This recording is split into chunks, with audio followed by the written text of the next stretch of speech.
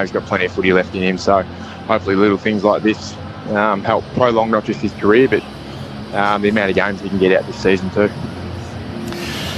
Luke Shuey speaking on Sports Talk this morning here on 720 ABC Perth and ABC WA. This is Saturday Night Footy on ABC Sport. Glad you could be with us. If you'd like to get in touch, 0437 774 774 to give us your thoughts. If you want to ask the team a question, Sharad Wellingham, Chris Waterman, myself, Clint Wilden, alongside Mitch Turner. Love to hear from you. 0437 774 774. And a message to people who might be listening on all the different ways you can here on ABC Sport. On Saturday nights from now on, ABC Sport's coverage of the AFL will be on all local radio platforms through until the end of the season, except for Channel 25 on TV.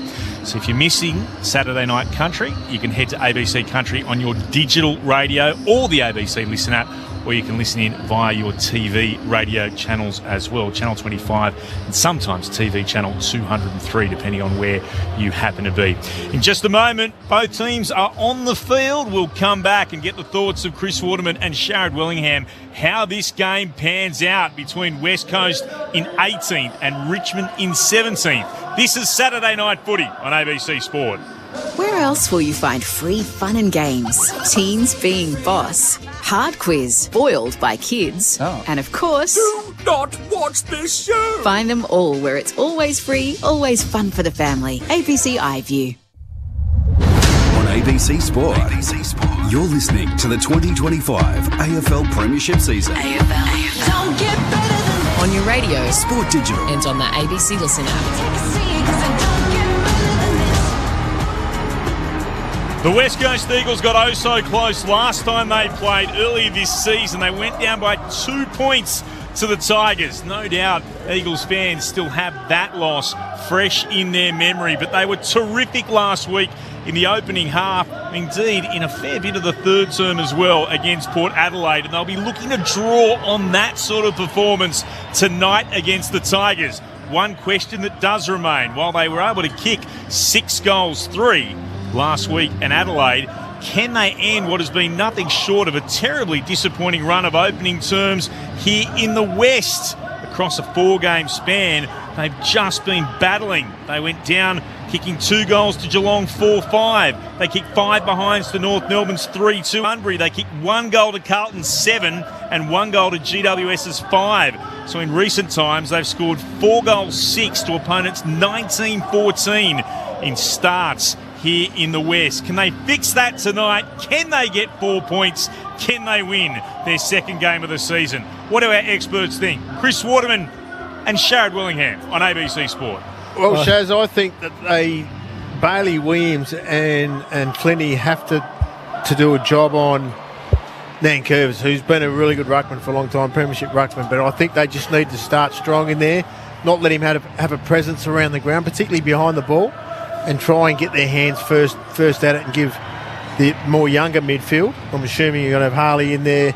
Tim Kelly might start in there, but generally will be younger up against Taranto and Hopper and the like. Mm-hmm. So just need to get an ascendancy through the ruck, I think, and that can help the rest of the game flow on.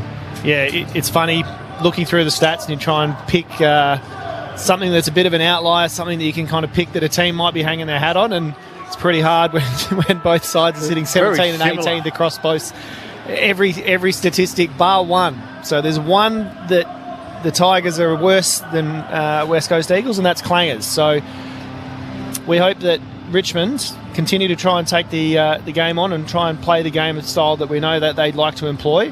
And West Coast are able to maybe capitalise on some turnover football. We might see some end-to-end transition football from West Coast, which I think is something that they have got better at this year, is actually transitioning from defence all the way to their forward 50. They're more, and it's been very good since Tom McCarthy's come into the team, so he's prepared to run. Absolutely. So I think that may be an avenue that West Coast can explore, and you're exactly right. I think that the Tigers need to really capitalise on the strength that they will have with their experience through the midfield, going up against a really young West Coast midfield, like you pointed out. And dare I say it, it could come down to something simple as who's the more accurate in front of goals. Yeah, which is what got them over the line last week, really, wasn't it? Just when you're inside that 40-metre arc and inside the 45s, you just got to kick those goals. Impressive last week. I know Edwards, everyone can be a little bit hard on sometimes.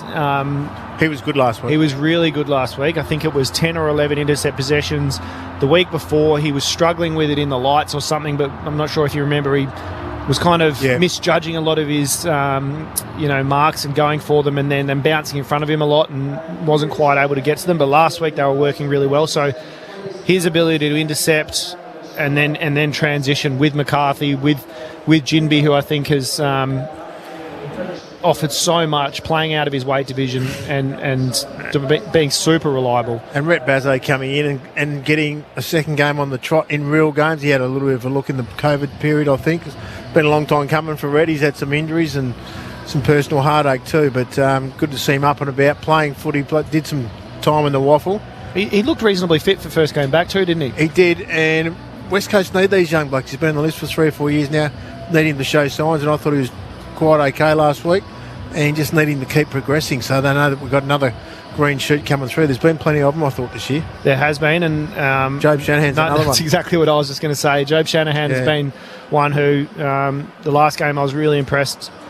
I just like the way he attacks the footy. He's got a presence. I think I've said it on air a couple of times, but the potential for him to turn into a Josh Tracy type player is definitely there. You'd like to see him get 3, 4 or 5 in a game, Yeah. and then he could walk off and go, I can do this. Like, he's still guessing himself. He's still second-guessing himself. But if we can get enough ball down to him, it's the type of game you might get hold of 3 or 4 in the air and turn around and just put him straight through, because I don't see him missing too many.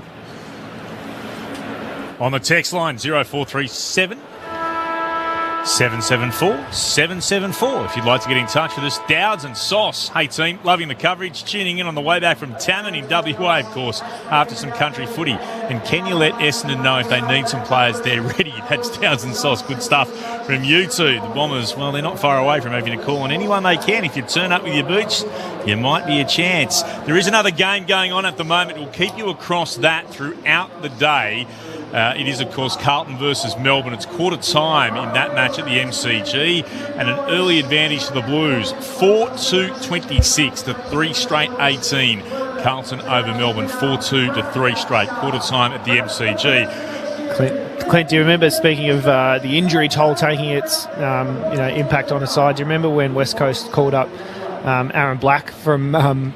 Stephen Giro, Declan Mountford. But there was a post that some AFL page put up the other day that said, flashback to when West Coast had these injury issues and they had to call up Kevin from accounting and had the picture of Aaron Black. I'm so pleased that he got a goal in that game as well. Just quickly, Liam Duggan won the toss for West Coast. They'll kick to the Farmer Freeway and Richmond to the city end. Let's head downstairs. Bridget Lacey, what's it like on the Boundary Bridge? Yeah, Clint, it's a cool 14 degrees. It's one for the thermals tonight, but it has been dry today. The weather's coming in tomorrow, so no excuses for either side. Not much of a breeze to speak of. The starting benches tonight, Owies, Cole, Hall and Shanahan for West Coast with the sub Petrocelli, and for the Tigers, Ross, Brown, Sims, Sonsi, and the sub is Trezise. Good on you. Eagles for me, Mitch. Eagles for me. Buddy? West Coast. Chaz? Richmond. Ooh, okay. One against, which does improve the Eagles' chances no end. It is 18th and 17th in action. Will it be a mock buster or something truly to get excited about? Let's find out. The Eagles and the Tigers on ABC Sport. Here's Mitch Turner. Can't see Kevin from accounting at the first centre bounce. It's Matt Flynn and Sobey Nankervis. Flynn wins it down for West Coast. We're underway. Harley Reid, quick handball early on straight to Kelly. Back into the side, feeds it to Duggan Hoff. Ran into trouble, tackled from behind. Managed to gab the ball, feeds it to Duggan on the broadcast wing. Kicks inside the forward 50. Ryan edged under it. Nathan Broad takes the mark, the West Aussie. 3-time premiership player after heading across the Tigers from Swan Districts in the waffle. Plays on, kicks it back up the commentary wing. Big fist came from Edwards behind. Reid overran it, coming through. Mansell gets a kick forward to the Tigers, straight onto the chest of Brady Hoff, who marks on the logo on the commentary side of Perth Stadium. Decides to move it quickly. Hoff kicks inside the forward 50. Flostone in front, couldn't take the mark. Whistle blown as Baker was roving through and Cripps was in on goal, but it's a free kick and it's coming all the way back to Flostone, who wins the free kick inside his own defensive 50, 30 metres out from goal. Game 251 for him tonight, into the middle of the ground. He wanted Broad, had his arms chopped. He looks to play on. He'll do so now. Almost ran into Hoff, who gave away the free kick. Hand passes to Taranto, tackled by Hoff, just gets a kick away. To Broad again, just shy of the attacking edge of the centre square, stabs it inside forward 50. Mark's taken there by Campbell. Seth Campbell's about 60 from goal. He's right in front. He tells everyone to calm down. He'll put boot to ball from right on the top of the 50-metre arc if he wants to have a ping. Liam Baker starting at half forward, which is interesting. I'm guessing that they didn't want to get him tagged as a halfback flanker. The Tasmanian has kicked 21-12 this season. Seth Campbell from 51 out tries to give it everything. Not a bad-looking kick. It's been called a goal. They're going to send it upstairs, I think. Harry Edwards was immediately claiming that he'd marked it, but the Tigers are celebrating. West Coast will stand around at the top of the goal square and they'll look in the umpire's direction as they bring the ball back into the middle of the ground. But that's a huge kick from Campbell. A thumping blow if it's just got there.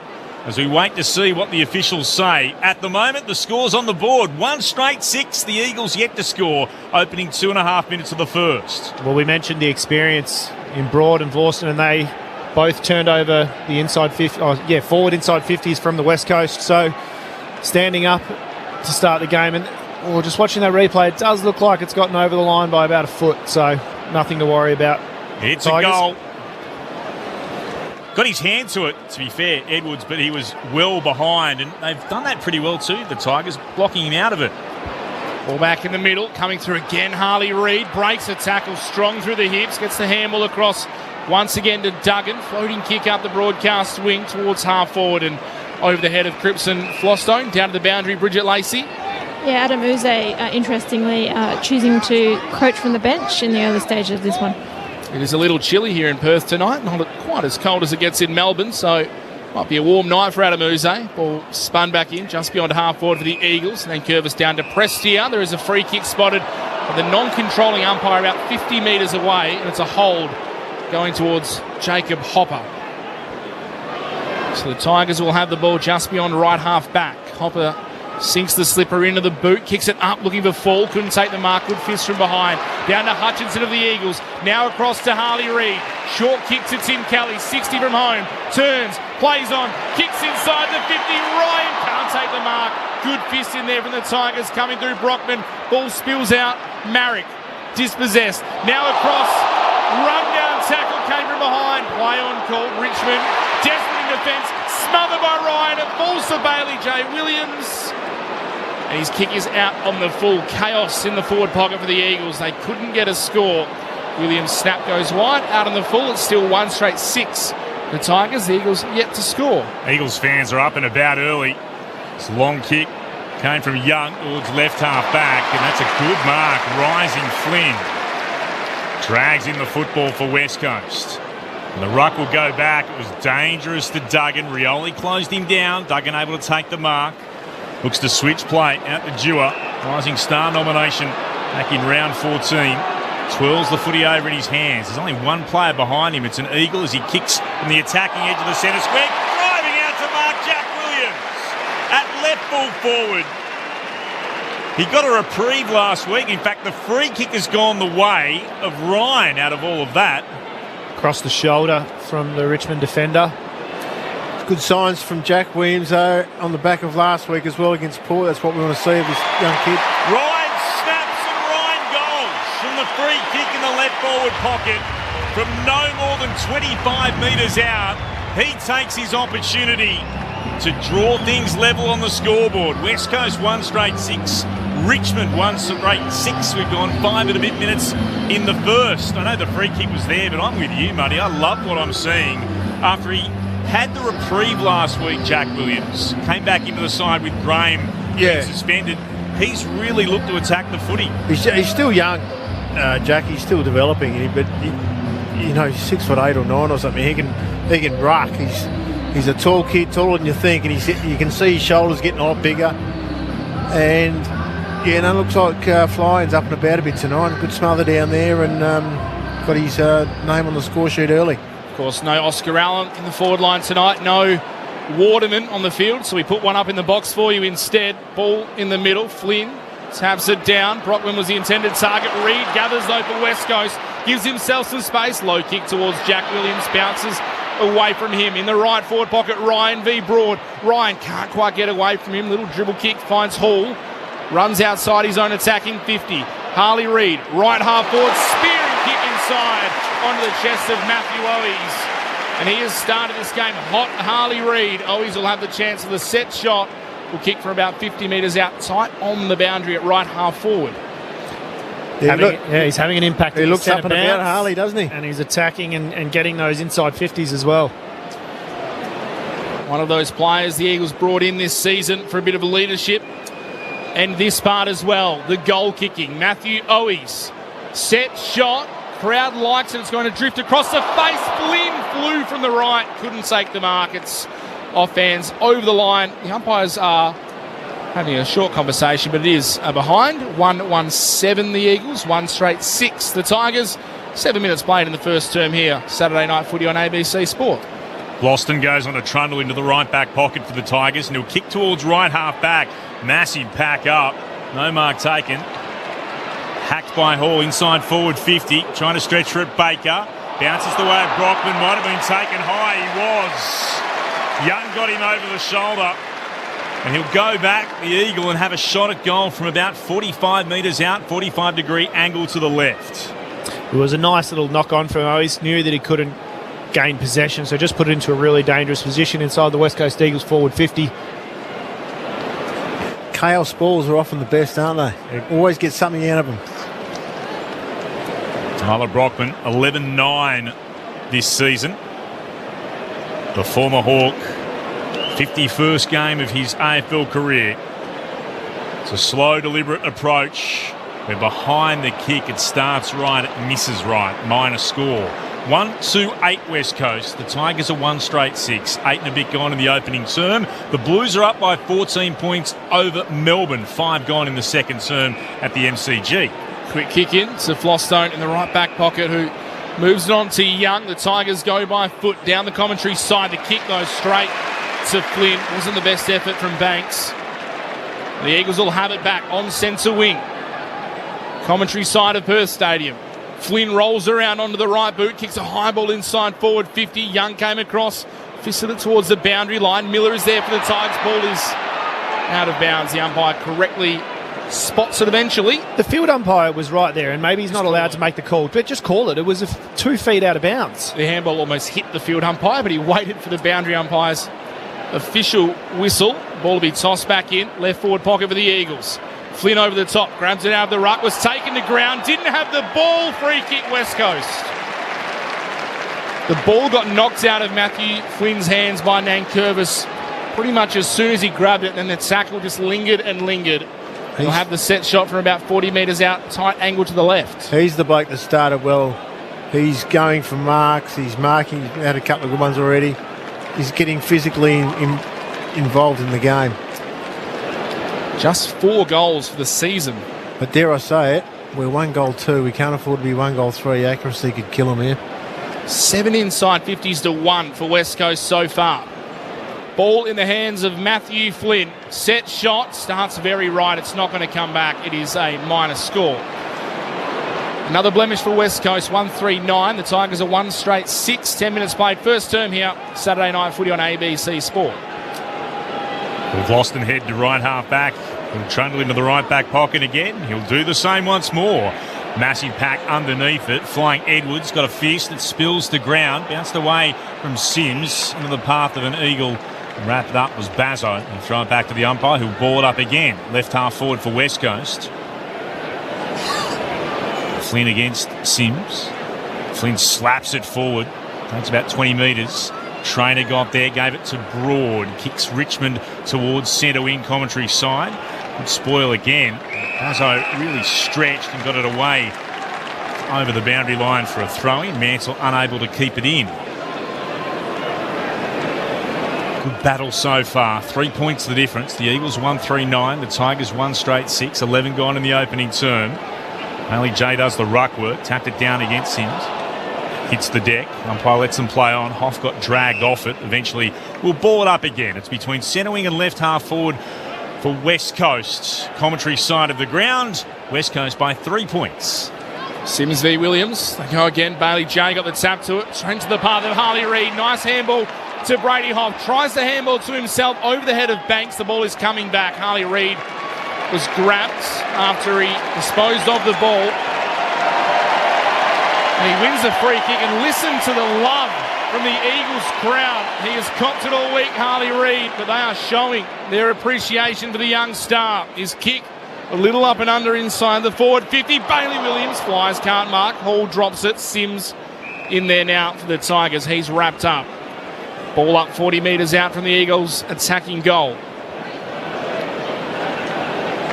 Two rucks wait patiently. Williams, clear tap down. Baker overran the ball, flying through. Hoff gathers, spins. His kick is high towards the right forward pocket. Tracking back. Good mark taken in the back pocket by, it is Young back there. So Shanahan's made the decision to back away from the mark after the umpires called stand. And it has resulted in a 50. He tried to do the outside 5. He wasn't quick enough, so Young will be marched beyond defensive 50 to the back edge of the square.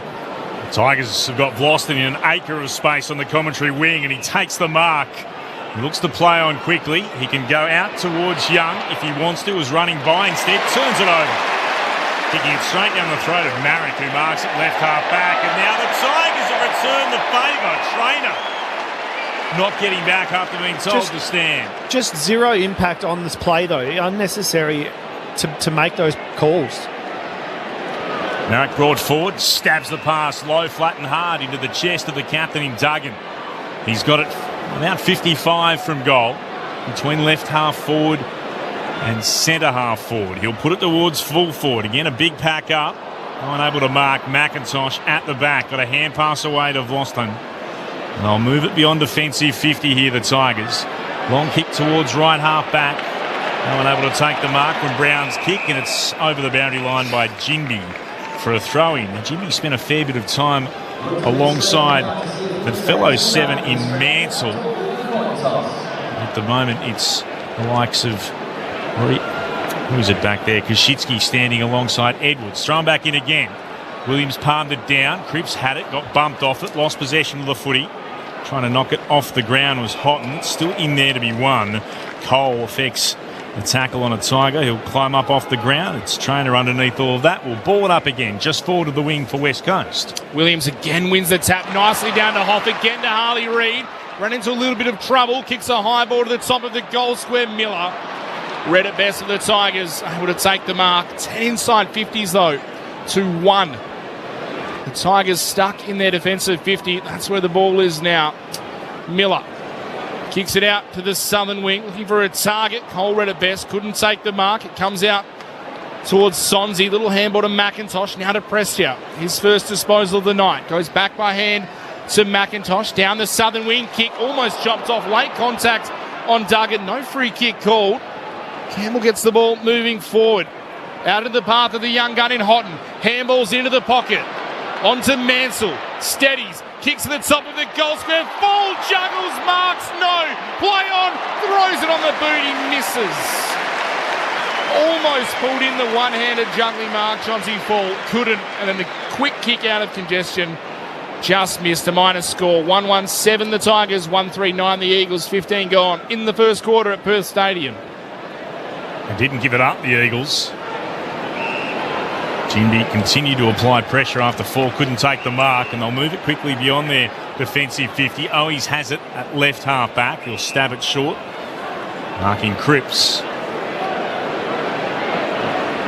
Cripps will come towards the commentary wing. Oh, sneaking on short. Almost able to take the mark.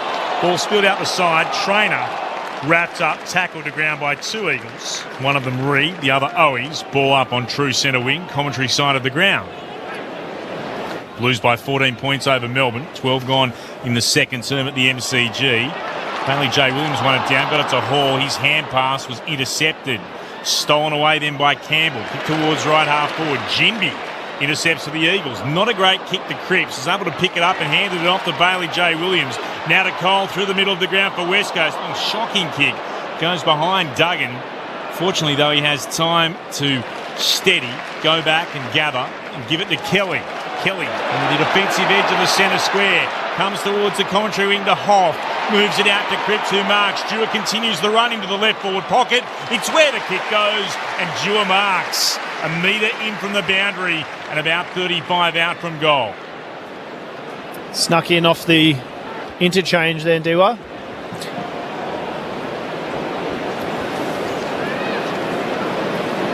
Tyrell Dewar, round 14 Rising Star nomination. 21 years of age. His boots cross the boundary. He kicks from 40 out. He's not going to put this towards goal. He puts it to the teeth of goal. Tigers go up, but they can't take the mark. It spills down off the hands of Sims and into the path of Hall. It's been locked in. Ball up, full forward for West Coast, who lead by 2. 17 gone in the opening quarter. Tossed up in the air. Coming through, though, was Young for the Tigers. Big clearing kick out towards Kajitsky. Beyond defensive 50 at left half back. Hutchinson was pulled off it for West Coast. Was grabbed by Sonzi. The free kick eventually paid. Hutchinson now has it. Stands 60 metres out. Right half forward. Southern side of Perth Stadium. Big pack of players inside 50. Heads towards the corridor. Cripps back to the fly. Terrific grab. Courage from Jamie Cripps. Went back with the flight. Eyes for the footy. Was crunched coming the other way. And somehow Jamie Cripps holds on to the footy and will have the set shot from 40 metres out. Slight angle to the left. I definitely didn't think he was in position to take that. No, I thought it was a pretty good kick because Richmond had 17 players inside 50, so just had to go somewhere different than to the top of the square and hope for something different, and they got it. It's a mark that deserves a goal. Jamie Cripps, normally reliable from the set shot, finishes off the good work. Cripps gets his first goal. The Eagles get their second. 2-3-15 West Coast. Richmond 1-1-7. 18 played in the first term. Before we hear from our experts, Sharon Wellingham and Chris Waterman, let's head down to Bridget Lacey on the boundary. Yeah, you mentioned Harley Reid has had a lively start. He did just come to the bench with a little bit of a limp up, had a chat to the doctor and the physio, and now he's just getting his calves worked on by the physios. Doesn't look too concerned. He gave the thumbs up to the doc, who's just run out also to check on Jamie Cripps after that contest, but he looks like he's telling him he's okay too. Gee, trainer gave him one to go on with, didn't he? In that marking contest. Very good start by West Coast. They've had plenty of the footy, plenty inside 50s. Just got to get more from it. And the restart. Flynn wins it down. Ooh.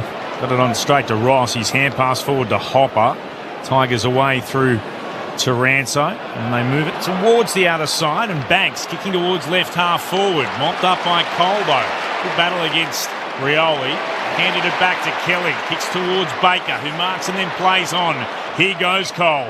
Kicks deep into the right forward pocket. Floyd Shanahan couldn't get it down. Spilt it against Boston. Back there short. Looks to mop up. Has to kick dangerously. Which way will this bounce? In the direction of Sonsi. Marek was there, but just turned in on end to Sonsi, who gathered it beautifully. And he moves it forward quickly to Kajitsky. He marks between right half back and centre wing. Goes back to centre half back. Leaning forward, Banks, he takes the mark at the top of his defensive 50. A switch out to Flostone. He marks it left half back and then heads towards McIntosh, who's shy of centre wing, southern side of Perth Stadium. 2-3-15 the Eagles, 1-1-7 the Tigers. We've just headed in to time on in the first. Headband on for McIntosh with the bright orange boots. Kicks up towards left half forward. Big back crush on the side by Edwards. At the back, tackle to ground. Strongly in the end was Brett Bazzo. There'll be a stoppage at right half back for West Coast. Left half forward for the Tigers.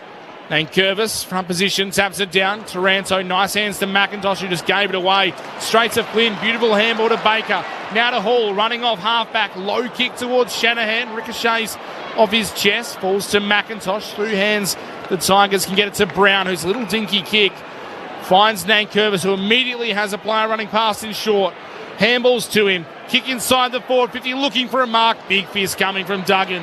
Back towards his own goal face where Jimmy can gather. A little 5-metre kick finds Marrick at the top of the defensive goal square. Now the outlet kick cut off beautifully by Tom Brown, who can send it back towards right half forward, where Prestia Marks plays on, kicks looking for a target. No mark taken. Duggan there for West Coast can clear it. On defensive 50, Cripps against Brown, and Cripps has paid the mark. He juggled it but had first touch. Beautiful kick into the middle of the corridor. Taking a bounce now is Hopp, and then another one. Rioli stretches, gets in. Wonderful run. Just when it was all about to open up, Rioli got Hopp. So much like when Brown effected that tackle on Gross back in round 9. Goodness me. Tigers, what can they do with it? Hopper sends it deep inside forward 50. No mark taken. Spills down to Sonsi. Works it onto Taranto. Heads towards goal. It bounces through. The Tigers respond with a major, but they can thank the efforts of Rioli for not giving up the chase on Hopper. That's 2-3-15 the Eagles. The Tigers at 2-1-13. 22 gone in the opening term. Well, that's the chase of the decade. Just, look at the dive. That is outstanding. You don't reckon that's all Adam Uze has to show on Monday night? That's the only bit. Show 20 seconds and that's it. Play with that intent, boys, and we'll be okay. Chase of the decade. Absolutely no doubt. We're only halfway through, and that is a moment we'll be seeing time and time again. Normally the Riolis, we look at the goals and the marks, but what about that defensive effort? They've always been well known for their tackling. Oh, that was you can just see it happening right from centre half back as well. That's going to be on all the footy highlights for the next 10 years. Everyone but Brady Hoff could see the chase coming. It's like we're in a time capsule. Maurice Rioli in the west doing special things. Ball back in the middle. Reid shakes the tackle, then gets caught high as he gets taken to ground, holding the ball. No free kick given. Thought he caught one across the face on the way through. Not coming. Nankervis takes the free kick. Kicks towards half forward. Ross has to take it on the bounce. Able to get the handball out to Sonsi. Under pressure from Cricks. Kicks inside the forward 50 and Sims out on the lead. Takes the mark. Out in front will have the chance for a set shot. 45 out. Tight angle to the left. Kicking towards the city end. Perth Stadium. Certainly changed momentum. There has been a big momentum on swing the back of that chase, hasn't there? Yep. And even just a little bit before that, Richmond had a little bit more time in their forward half. Maurice Rioli had not touched the footy before that. As it still has impact on the game. Well, he got it from the free kick. Thomas Sims, just the 2 goals so far, playing in his 9th career game. Set shot is high, not straight enough. It whacks into the left upright. Another minor score, but scores not quite level. 2-2-14 the Tigers. West Coast 2-3-15. 24 minutes gone. They were quick to add that behind. They were. It was up in a flash, just like the way Rioli ran down Brady Hoff. The Eagles beyond defensive 50 through McCarthy. He wanted Reid. Front position Taranto. Brought it to ground for the Tigers. Here's Hopper scooping it up, working it onto Trainer.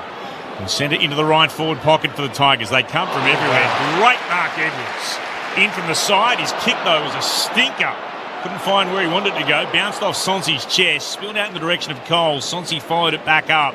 Wrapped up Cole and took him to ground. Ball up the call. That mark from Edwards was courageous. It was. Just had a brain fade and played on too quick. Throwing up the 225's lock arms. Nankervis wins it down against Flynn. Sat there for Prestia. Broke one tackle. Got a hand pass forward, but only to Duggan. Ran into trouble. Somehow got a hand pass out. Came to Jinby. Hard up against the boundary at the right back pocket. Due a weight and flying over the top of him. Brockman, who takes the mark and then turns as if to say, thanks for that. Appreciate you being a stepladder for me, my teammate. As Marrick then goes out towards Shanahan, who marks. There was a broad smile between Dewar and Brockman from that moment. The Eagles have it at left half back. Here is Shanahan, stabbing it forward to the logo. And Harley Reid marks and tells everyone just to be cool for a moment. Disposal number 8 for Harley Reid. Comes wide by foot back to Dewar. Boundary side on the commentary wing. Goes short, further up the wing to Clay Hall. Starting to find a bit of form is Clay Hall. A regular spot in this side in the last month. Called to play on eventually. Hall kicks it inside the forward 50. Big pack flyers at the bottom of the pack. Floss don't overrun it. Kelly's there for the Eagles. Little handball to Ryan. Tight in the left forward pocket. Under pressure. Lost the ball. Coming through Brown. Clearing kick. Looking for a target there in Mansell. Under pressure from Dewar. Did well to get it to Hopper. Eventually little handball back to Ross. His kick in hope up the wing, comes off hands, flying through his Mansell, taking on Harry Edwards, takes the bounce, has nothing inside the 50, so he kicks a dribbler, causes McCarthy all kinds of problems. Taranto soccers it to himself, eventually gathers, falls over, now he's tackled high. Free kick the Tigers' way. Tim Taranto will have the set shot in the right forward pocket, looking for his second goal. And that was Tigers footy. Chaos, but it's worked so far. Just got to get better ground level in their defence, West Coast. Some of them just let their player Mansell up here on the wing, was just given too much space. Wasn't a massive amount in the free kick. The crowd wasn't happy. Umpire was right there. Might have just clipped him in the face just loosely as he tried to get low. Tim Taranto already has one goal to his name. Set shot, looks good, is good. Taranto's got two. Two-time Timmy. And Richmond go to 3-2-20. The Eagles 2-3-15, 5-point margin. Almost 28 minutes played in this first term. Our experts for ABC Sport, Chris Waterman and Sharad Wellingham. They're premiership players. Another one of those chaos balls inside forward 50 and just managed to skittle. I think it was McCarthy, wasn't it? Wrong-footed on the ground. Just had to hold his ground a bit and wait for the ball to come to him. But yeah, the chaos balls are seeming to work inside both teams' forward 50. Look, there's not much in the high tackle, but it's nothing at all. It's been called really as being there, but it was a great finish from Taranto, or two-time Tinny, as he's called. Two-time Timmy. He is in terms of best and fairest. One with Richmond, one as a giant from the restart. Flynn trying to take it away, threw it on the boot. Ross got in the way, knocked it down. Nankervis following up, couldn't gather. Taranto on hands and knees, tried to shovel a hand pass out. Eventually Traynor gets a hands free. Goes to Ross again. Gets some support from short, then to Traynor. Looks to move it short. They'll build again here. Richmond just forward of centre wing, outer side of the ground. Campbell will kick towards left half forward. That's nicely worked. And again, it's in the hands of Ross. It's about 70 from goal. He kicks towards full forward. Big pack up. That is a great mark. Edwards with eyes only for the footy, surrounded by players. Couldn't drop it at the top of his defensive goal square. Now how's the kick? It's not bad beyond defensive 50 as the siren sounds for quarter time. And the game has been far better than you could possibly expect when the two sides sitting 17th in Richmond and 18th in West Coast go head to head. It's been entertaining at both ends, some terrific moments as well. But it's the Tigers who lead on the scoreboard at the first change. They're up by 5 points. 3-2-20 to the Eagles 2-3-15. Taranto's got two. Campbell with the other one for Richmond. West Coast goals coming from the boots of Liam Ryan and Jamie Cripps. The other game still underway. 26 minutes gone in the second term at the MCG. The Blues lead Melbourne by 19 points. Carlton are 6-4-40 to Melbourne, who are 3-3-21. And of course, earlier today, Sydney over North by 31 points. And Hawthorn were too good for Port Adelaide down in Launceston by 38. Here at quarter time at Perth Stadium, the Tigers over the Eagles by 5. Wherever you're listening on 720 ABC Perth and ABC WA, on Sport Digital and on the ABC Listen app. Look for the AFL Extra button. This is Saturday Night Footy on ABC Sport. Rugby Union's greatest tour is here. ABC Sport has all the live action of every British and Irish Lions game in Australia. Look for the Sports Extra button on the ABC Listen app.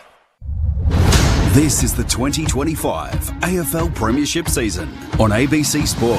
Broad again, just shy of the attacking edge of the centre square, stabs it inside forward 50. Mark's taken there by Campbell. Seth Campbell's about 60 from goal. He's right in front. He tells everyone to calm down. He'll put boot to ball from right on the top of the 50-metre arc if he wants to have a ping. He's kicked 21-12 this season. Seth Campbell from 51 out tries to give it everything. Not a bad-looking kick. It's been called a goal. Duggan able to take the mark. Looks to switch play. Out to Dewar. Twirls the footy over in his hands. There's only one player behind him. It's an Eagle as he kicks from the attacking edge of the centre square. Driving out to mark Jack Williams. At left full forward. He got a reprieve last week. In fact, the free kick has gone the way of Ryan out of all of that. Across the shoulder from the Richmond defender. Good signs from Jack Williams, though, on the back of last week as well against Port. That's what we want to see of this young kid. Ryan snaps and Ryan goals from the free kick in the left forward pocket from no more than 25 metres out. He takes his opportunity. Hutchinson now has it, stands 60 metres out, right half forward. Big pack of players inside 50, heads towards the corridor, Cripps back to the fly, terrific grab. Courage from Jamie Cripps. Went back with the flight, eyes for the footy, was crunched coming the other way, and somehow Jamie Cripps holds on to the footy and will have the set shot from 40 metres out, slight angle to the left. Jamie Cripps, normally reliable from the set shot, finishes off the good work. Hopper sends it deep inside forward 50, no mark taken, spills down to Sonsi, works it onto Taranto, heads towards goal, it bounces through. The Tigers respond with a major. This is ABC Sports coverage of the AFL. On your radio ABC Sport Digital. and on the ABC Listen app. So the Tigers by 5 points over the Eagles here at Perth Stadium. Clint Wilden with you alongside Mitch Turner in commentary. Let's find out what our experts make of it all. Dual premiership player Chris Waterman, premiership player with Collingwood, Sharad Wellingham on ABC Sport. Game of turnovers, really, wasn't it? Almost exactly what we thought we're getting. And, you know, a lot of young guys making a couple of mistakes here and there, but both teams having a red-hot crack. Momentum was definitely with West Coast for the first half, and then it was arrested and last 7 or 8 minutes. Yep, spent more time in the forward half for the Tigers, but yeah, both teams are having a crack, which is what we like to see. We came here for a contest. It's even around the clearances. Contested possessions are relatively they're pretty much dead even. So it's even across the board. It is really just a matter of who's able to capitalise on their turnovers and be efficient when they go inside 50. Down a little bit of accuracy. West Coast have missed a couple of set shots. And yep. Outside of that, not surprising that Harley Reid's got 8 possessions, but Liam Duggan and Nick Boston are the other two, and they're both halfback flankers, so a lot of rebound footy as well. So it's impressive. You made the call. Impressive start from Flynn as well. I really like the impact that he was having. Yeah. Not just at the stoppage, but then impacting on, marking it off the defensive exits from Richmond. Yeah, no, he just got the better of Nankervis there in that quarter, I thought. They just gave West Coast and particularly with Harley Reid, the way he started the game, need to try and get his hands on it. Cripper's been very good on the wing. I'll tell you what, Brady Hoff might be checking his rearview mirror in the car when he gets in later tonight and making sure Maurice Rioli's not there. That might give him nightmares, that rundown from the first quarter. Chase down tackle of the decade, said Chris Waterman. Some of the numbers so far, just team-wise, the key indicators so far. The inside 50 count, 14-9. The Eagles' way. The hit-out count, 9-5 West Coast way. Contested possessions, the Eagles lead that by 1, 34-33. The clearances, 9-7 West Coast way. The tackle count, 15 apiece. Individually, as mentioned, Liam Duggan, 8 disposals for West Coast. So too Harley Reid to go 3 clearances as well. Jamie Cripps has 7 disposals. And then for the Tigers, Nick Fostone with 8. Tim Taranto with 7. And then 6 apiece to Ross, McIntosh and Banks. The score, though, 2-3-15 West Coast. They trail Richmond 3-2-20. If you'd like to get in touch, as always, you can do so. 0437 774 774. Anthony's in Bookham in New South Wales. Good question for Sharad, but we will get back to that at half time. I promise, Anthony, I won't forget. Second term about to get underway. Richmond by 5. Bounce from the umpire. One down in the middle here by Flynn up against Nankervis, who then bumps Flynn out of the way to pick it up off the ground. Stolen away, though, by Reid off Taranto. Kicks the Eagles to left half forward. Strong mark, Owies. had to ride the challenge. Wheels around, kicks the Eagles inside forward 50, but can only find Boston.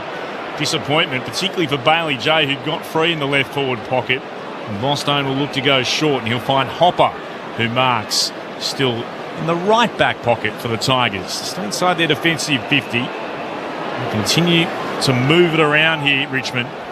Into the right back pocket it goes to Miller, and he marks. Miller will switch it across his own defensive 50 to the left back pocket where Broad can mark and immediately play on. Kicks beyond defensive 50 to Sonzi. Chips it further up the commentary wing in front of a loping Nankervis. Takes it on the bounce, kicks up towards Houghton, who has to punch over the top of Ginbey. Down towards Rioli, crashing through, is tackled by Kelly. The tackle slips high. Free kick to Morris Rioli Jr. Wants to go quickly. Sees a target inside the forward 50. Taranto marks 49 metres out. May have just crept a metre there, Dewar. He stands right on the paint. Might be beyond Tim Taranto. Decides to set it up to the top of the goal square. Looking for a target coming from behind.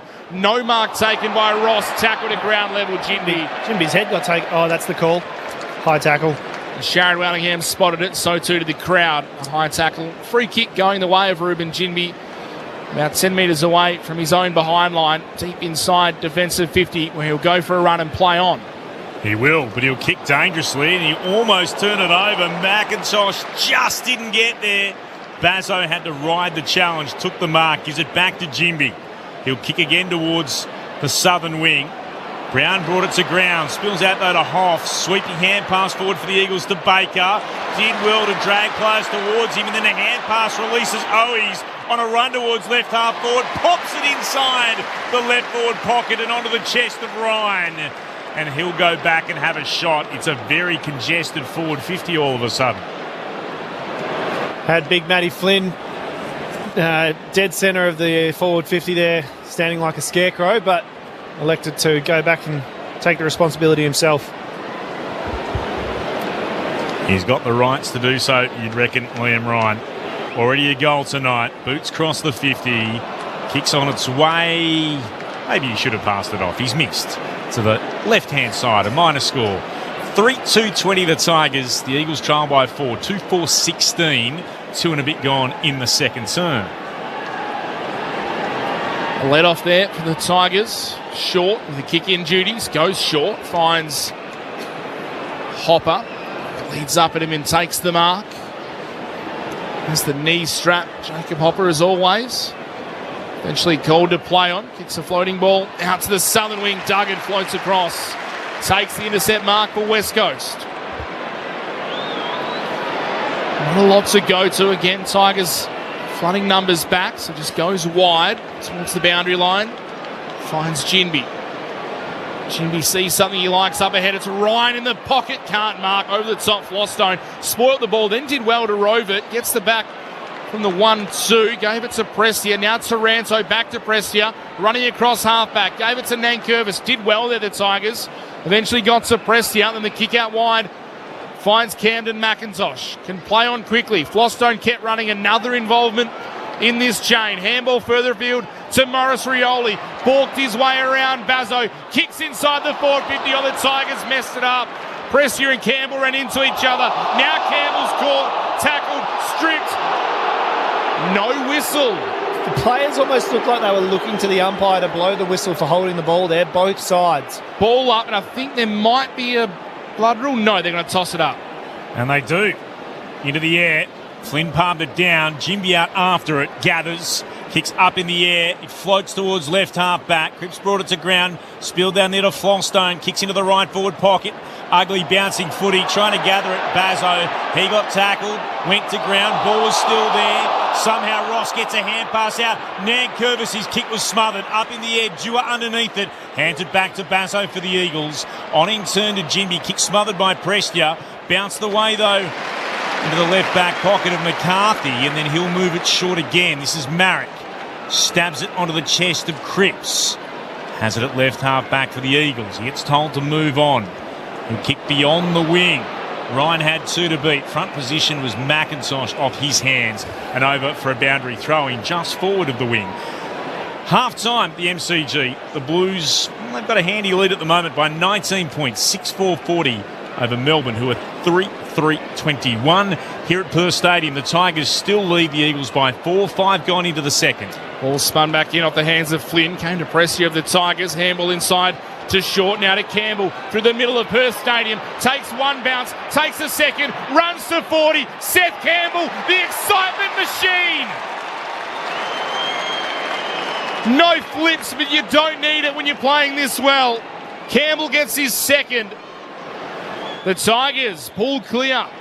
4-2-26 Richmond. West Coast 2-4-16. 10-point margin. 6 minutes into the second. Sharad Wellingham and Chris Waterman, our experts for ABC Sport. Nice turn of pace there, wasn't it? As soon as he got ball in hand there, just afterburners on. Goals were in sight straight away, weren't they? They just go, Richmond, and we're just seeing them doing it a little bit better. Duggo, Ruben Jimby and a couple of guys are getting the ball on the wing half back and they're stopping too much. West Coast is going to be bold enough to take the game on and do this type of thing. There's been a couple of times where they've both been caught a little bit too left-sided, isn't it? Yeah, absolutely. The ability to be able to turn the other way. And that's a criticism I've got of Ruben. He gets the ball on the left-hand side and runs into traffic. Flynn slaps it down against Nankervis. Reid tries to go backwards by hand. Prestia looked to knock it forward. He'll get it a second time up against Duggan. Moving it on again, the Tigers through Hopper. They'll kick inside forward 50. No mark taken. Play on the call. Now, Edwards thought he'd marked it. Has to hurriedly get it out to Cole for the Eagles. Hand pass to Bazzo. Hand pass to Reid. Back it goes to Marrick. Immediately under pressure. Hand pass up in the air to Reid. And Campbell meets him. And then Campbell shoves him in to the security guard who's sitting down there up against the fence.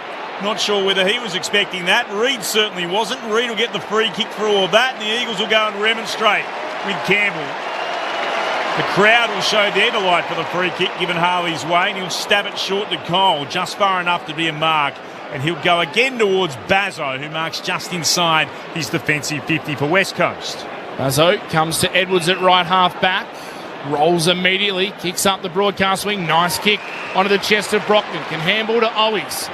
Takes it and runs. Kicks up towards Shanahan at right half forward. Good fist. Coming from Young from the side. Knocks it out of bounds. 60 metres out from the Eagles' goal. Just a little bit of game sense there from inexperienced Jobe. Needed to come back up at Owies. Hit his body. Protect the drop zone. Game 4 for Jobe Shanahan. Flynn and Nankervis will do battle just beyond 50 at right half forward for West Coast. Coming through, Sonsi was strong in the tackle. Got a handball to Hopper. His kick. A hurried one up the wing and bounced off the hands of Cole. Comes to Morris Rioli. Takes a bounce. Takes a second. 1v1v. Jimby arches his back. Gets away. Goes short to Kaczynski. Nice work by Rioli. Now Kaczynski, 60 from home. Waiting for a target. He's looking into the pocket of Mansell. It's punched away by McCarthy. And the Eagles survive. Good defence. Bridget Lacey on the boundary downstairs. Yeah, just back on the Harley Reid incident with the security guard. I'm pretty sure Harley went back to check that the security guard was okay after that, so that was a nice touch from a 20-year-old. Leadership like Selwood, Cochin and Hodge. I bet the security guard wasn't expecting it. He's remained there. He's still down. Here is Harley Reid again, getting the tap from Flynn and getting a kick away and getting upended after he did by Nankervis. And Clay Hall's doing exactly what he said he would do. He gets up to remonstrate with Nankervis. He comes towards Shanahan. He's got it on the wing. Oh, he's not a great kick. Unfortunately to him, straight in front of Traynor, who's able to scoop it up, and he moves it again immediately to Rioli. Rioli for the Tigers. They've turned it over West Coast. Rioli just pauses and decides to go backwards, and then this is a 50 against Brockman for... Bit encroaching. He's about 15 metres away. He's nowhere near it, but it's also that thing where they want to have that area freed for the 45-degree angle, but isn't it a 5-metre radius? I was about to say, I'm not sure the umpires got that distance right. They talked about this rule on AFL 360 the other week with Razor, and he said that he put up the flow chart. There's 19 things to consider when giving a 50-metre a penalty. Well, I reckon he's got one of those 19 things wrong there, the umpire, but we'll have another look.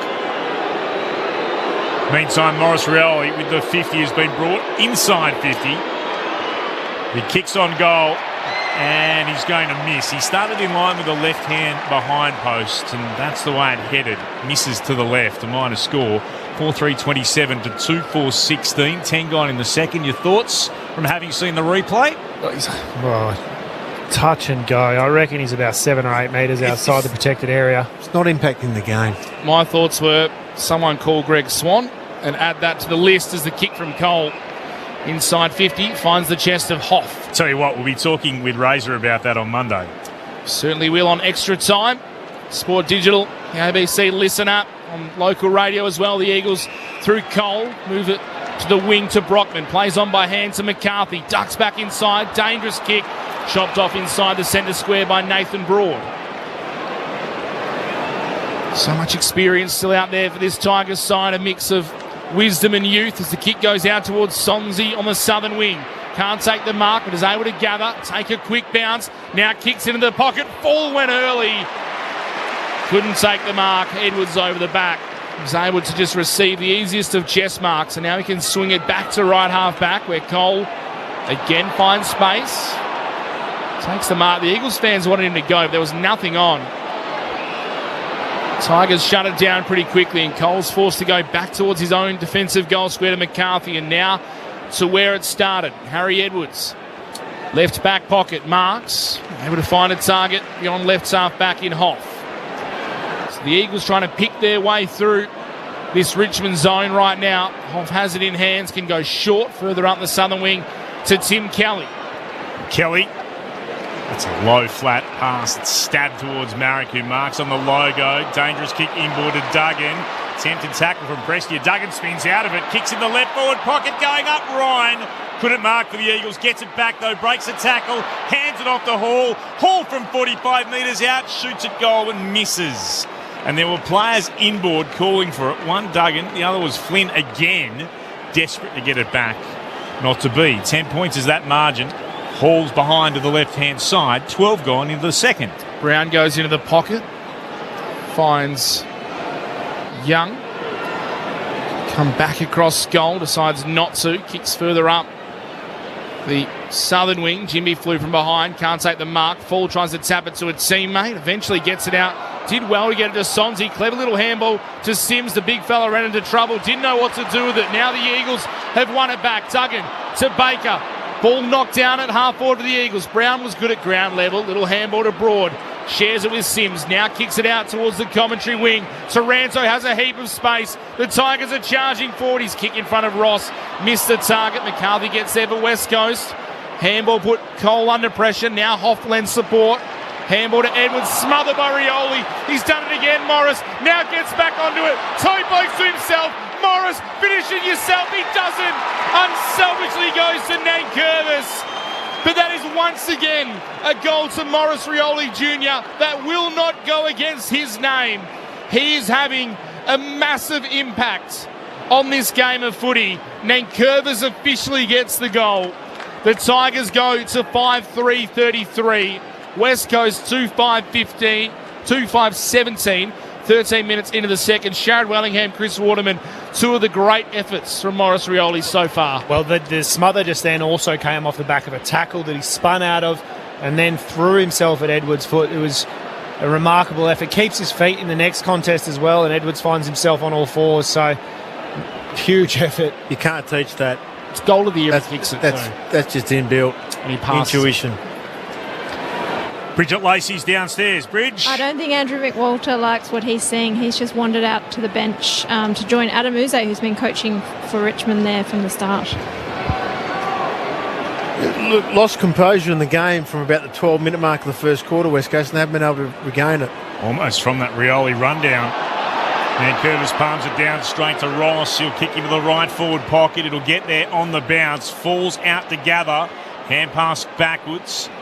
Shares it with Trainer, and this up against the boundary line is hot, and he's eventually have to taking a step back and over for a boundary throw-in under pressure.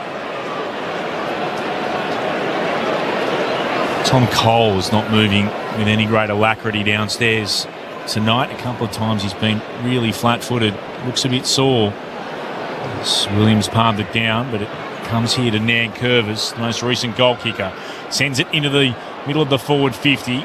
Edwards diving back, couldn't mark. Duggan picked it up. Here's Cole again. He hits Hutchison on the chest. And he marks where the junction is of the defensive 50 and the boundary in the left back pocket. 5-3-33 the Tigers, 2-5-17 the Eagles, 15 gone in the second term here on ABC Sport. Hutchinson's kick out the southern wing. Bailey Williams in front was held. Free kick West Coast. There you go the Tigers. You see the numbers starting to flood back already. Bailey J. Williams has it backwards of the logo and a 50-metre penalty. What is this one for? All I can think of is maybe Jack Ross wasn't actually standing. He was just kind of creeping on the mark, but we'll wait to see a replay. Was there some form of abuse at the umpire? Williams gets marched just outside of attacking 50 and go wide to left half forward where the man he got it from, Hutchinson, continued on and takes the mark. Now, if he has the set shot, I'm not backing him.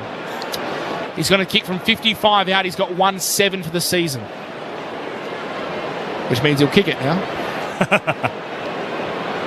1 win and 20 losses in his career so far. Game 22 for Jack Hutchinson. Doesn't have the shot. Kicks it to the top of the goal square. Ryan flies, can't mark, roving at Baker. Loses possession. Brockman got it to Kelly, who was dispossessed. The Tigers hat kick out of defensive 50. Now the race is on. Mansell's got the pace to beat Bazzo. Toe pokes it to himself. Just needs it to sit. He taps it in. Keeps it alive. He's got no one there to help. McCarthy can gather for West Coast and kick it back inboard to centre wing to Hoff. Lucky bounce for the Eagles and they needed it. Hoff moved it on to Dewar. High and long into the right forward pocket. Shanahan went up, couldn't mark in front. Dragged in instead by Young. Good defensive mark for the young Tiger. Young by name and nature. 26 years of age. It's certainly impressive so far. The Tigers towards centre wing.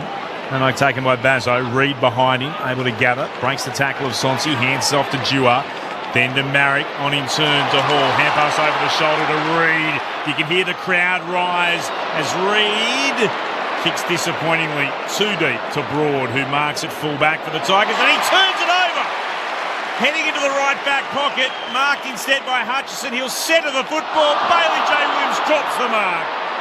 Marrick's able to mop it up, 50 out from goal, pops it short to the captain in Duggan, marks 49 from goal. He'll move it short, and this time Bailey J. marks. 45-degree angle to the right, marking 30 out from goal. Eventually, they've been able to manufacture a shot on goal here, the Eagles. Benny Hill music. Oh.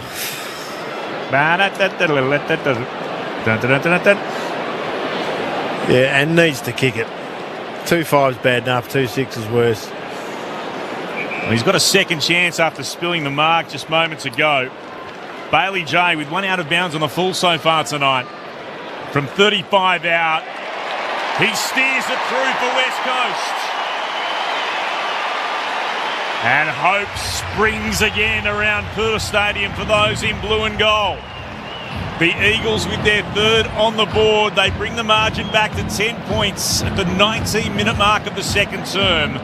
Richmond are 5-3-33. The Eagles split that around. They're 3-5-23. As I said, 19 into the second term. We've just started the third at the MCG. The Blues by 13, 6-4-40 to the Demons, 4-3-27. This is ABC Sports Saturday night footy on 720 ABC Perth, ABC WA, and of course on ABC Sport Digital. Our experts, Sharad Wellingham and Chris Waterman. Well, West Coast just need to get some momentum on the back of this goal leading into half-time, I think. I don't want this game to slip away. Oh, for a moment I thought the Eagles had the red sash on and we're back to last week's game just for a second. Out of the middle, play Hall, gives it to Harley Reid, sells the dummy, takes a bounce, then the don't argue, handballs inside 50, turned over, big tackle applied though. Coming out, laying the tackle was Owies, took Banks to ground, and the Eagles wrap it up inside the forward 50. Ball up 40 metres out from their attacking goal. Can they get some momentum? Flynn tapped it to Baker, flying through, tackled. Stopped in his tracks. Seeing some nice chemistry around the stoppages from Hall and Reid.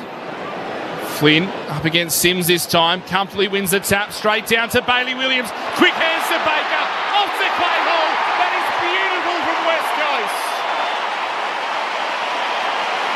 That was forward 50 stoppage craft at its best from the Eagles. And they get 2 in a row, well and truly back in this contest. 4-5-29 the Eagles, 5-3-33 the Tigers. Goal to Clay Hall. 20 minutes played in the second term. Chris Waterman and Sharon Wellingham, our experts on ABC Sport. Well, that was the most dynamic and I suppose active forward 50 stoppage that we've seen probably this year, I reckon. Yeah, it was good. And a lot of it's coming from Matt Flynn. He's having a big impact on this game for West Coast. The other one's Bates. Yeah, Baker flew through both of them, didn't he? He got involved. He's only had 5 touches. I just wonder whether it's time to throw him in on the ball or maybe even go to half-back in the second half and generate some run from back there. Flynn v Sims is not going to work in that forward 50, is it? Eagles fans really have found their voice after back-to-back goals. Hall's second of his AFL career. Nankervis wins the tap. Here's Hall again. Taken to ground, wrapped up. That'll be holding the ball. It was a very nice tackle as well because it could have been one of those sling tackles taken to ground and dumped, but very controlled in the manner in which he took him to ground. Good job from Seth Campbell, who takes the free kick from just forward of the centre circles. Deep inside forward 50. Edwards is up, punches it away. Rioli's out after it, battles against Cole. Cole just flipped it into Reed's chest. It spills back again to Cole. Got the hand pass free out towards Brockman. Not a great kick. Almost knocked down by Brown. Instead spilled back to Hall, then to Reed, then to Marrick for the Eagles. Ugly kick that works its way towards Bailey J. Williams. Tries to scoop it up off the deck. Eventually gathers. Hand pass to Kelly. Immediately wrapped up. Taken down on the commentary wing, just where the logo is. One side wrapped up by Ross. Campbell coming the other. Ball up will be the call. Still close game now. 5-3 plays 4-5. 22 gone in the second. Nankervis and Flynn both get a hand to it. Hopper took it at ground level. Handball back to Nankervis, coming through full. Can't take the mark. Dewar, defensive side of the commentary wing, did well to weave out of traffic. Fine Cripps by hand. And a kick though, straight to the arms of Sonzi.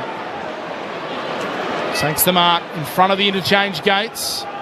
Just below our commentary position, Tyler Sonzi rolls, kicks towards left half forward, flying from the side. Jimmy didn't get a fist on it, didn't need to in the end.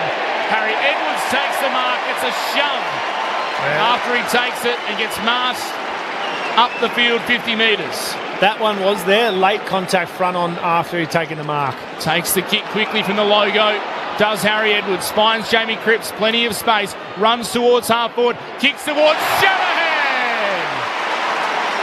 Job Shanahan's loves to take a mark and loves a set shot. He'll kick from 45 metres out, tight angle to the right. It was just constant ball movement, so there's no time for Richmond or anyone to set back up behind the ball. It gives your key forwards a chance to lead straight at the kicker. DJ, I'm calling him. DJ? Duke's Job. Duke's Job from Sharad Wellingham. His kicking normally follows the good work. Job Shanahan. Set shot is a thing of beauty. Hits the post. Sometimes beauty has imperfections. It's a minor score. 4-6-30 West Coast, 5-3-33 Richmond. 3-point margin, 23 guy. My mum says I'm beautiful. That must be the answer. Very, very good from you. Very good. 3 points, as Mitch Turner said, the difference. Kick is a dangerous one. Hutchison almost able to get in the way in front of Traynor. Hutchison's been busy. Reed's been the busiest of all. 18 disposals for him. Frostone has had it 13 times for the Tigers. Ball spun back in. 2.25s go at it, and Curvis tapped it straight back towards the boundary line. It's on the bounce though and over, so another throw-in will be the call. Demons have hit back in a big way at the MCG. 8 minutes gone in the third. It's just a 1 point margin now to Carlton. 6-4 plays 6-3. Thrown in again. A hand pass out, Taranto under heavy traffic. Going back again, Ross. Hand pass into a group of players. The Eagles lock it in. Banks is underneath all of that. He was the player who was under real pressure. Instead, it's going to be a ball up in the left forward pocket for West Coast. Only 45 from their attacking goal at the city end of the ground. Nankervis palms it down. Here is Banks. Bursting free. Takes a bounce. Runs across half-back. Another great hand pass to Brown. Able to gather, though. Leapt up in the air and then sends it out to the commentary wing. It'll bounce just forward of that. How does it sit? Not what Sonsi wants it. Able to be picked up by Cripps. who can then take it across the line for a stoppage. And quite rightly receives a warm round of applause from the Eagles faithful, who saw how hard he worked to get there against Sonsi.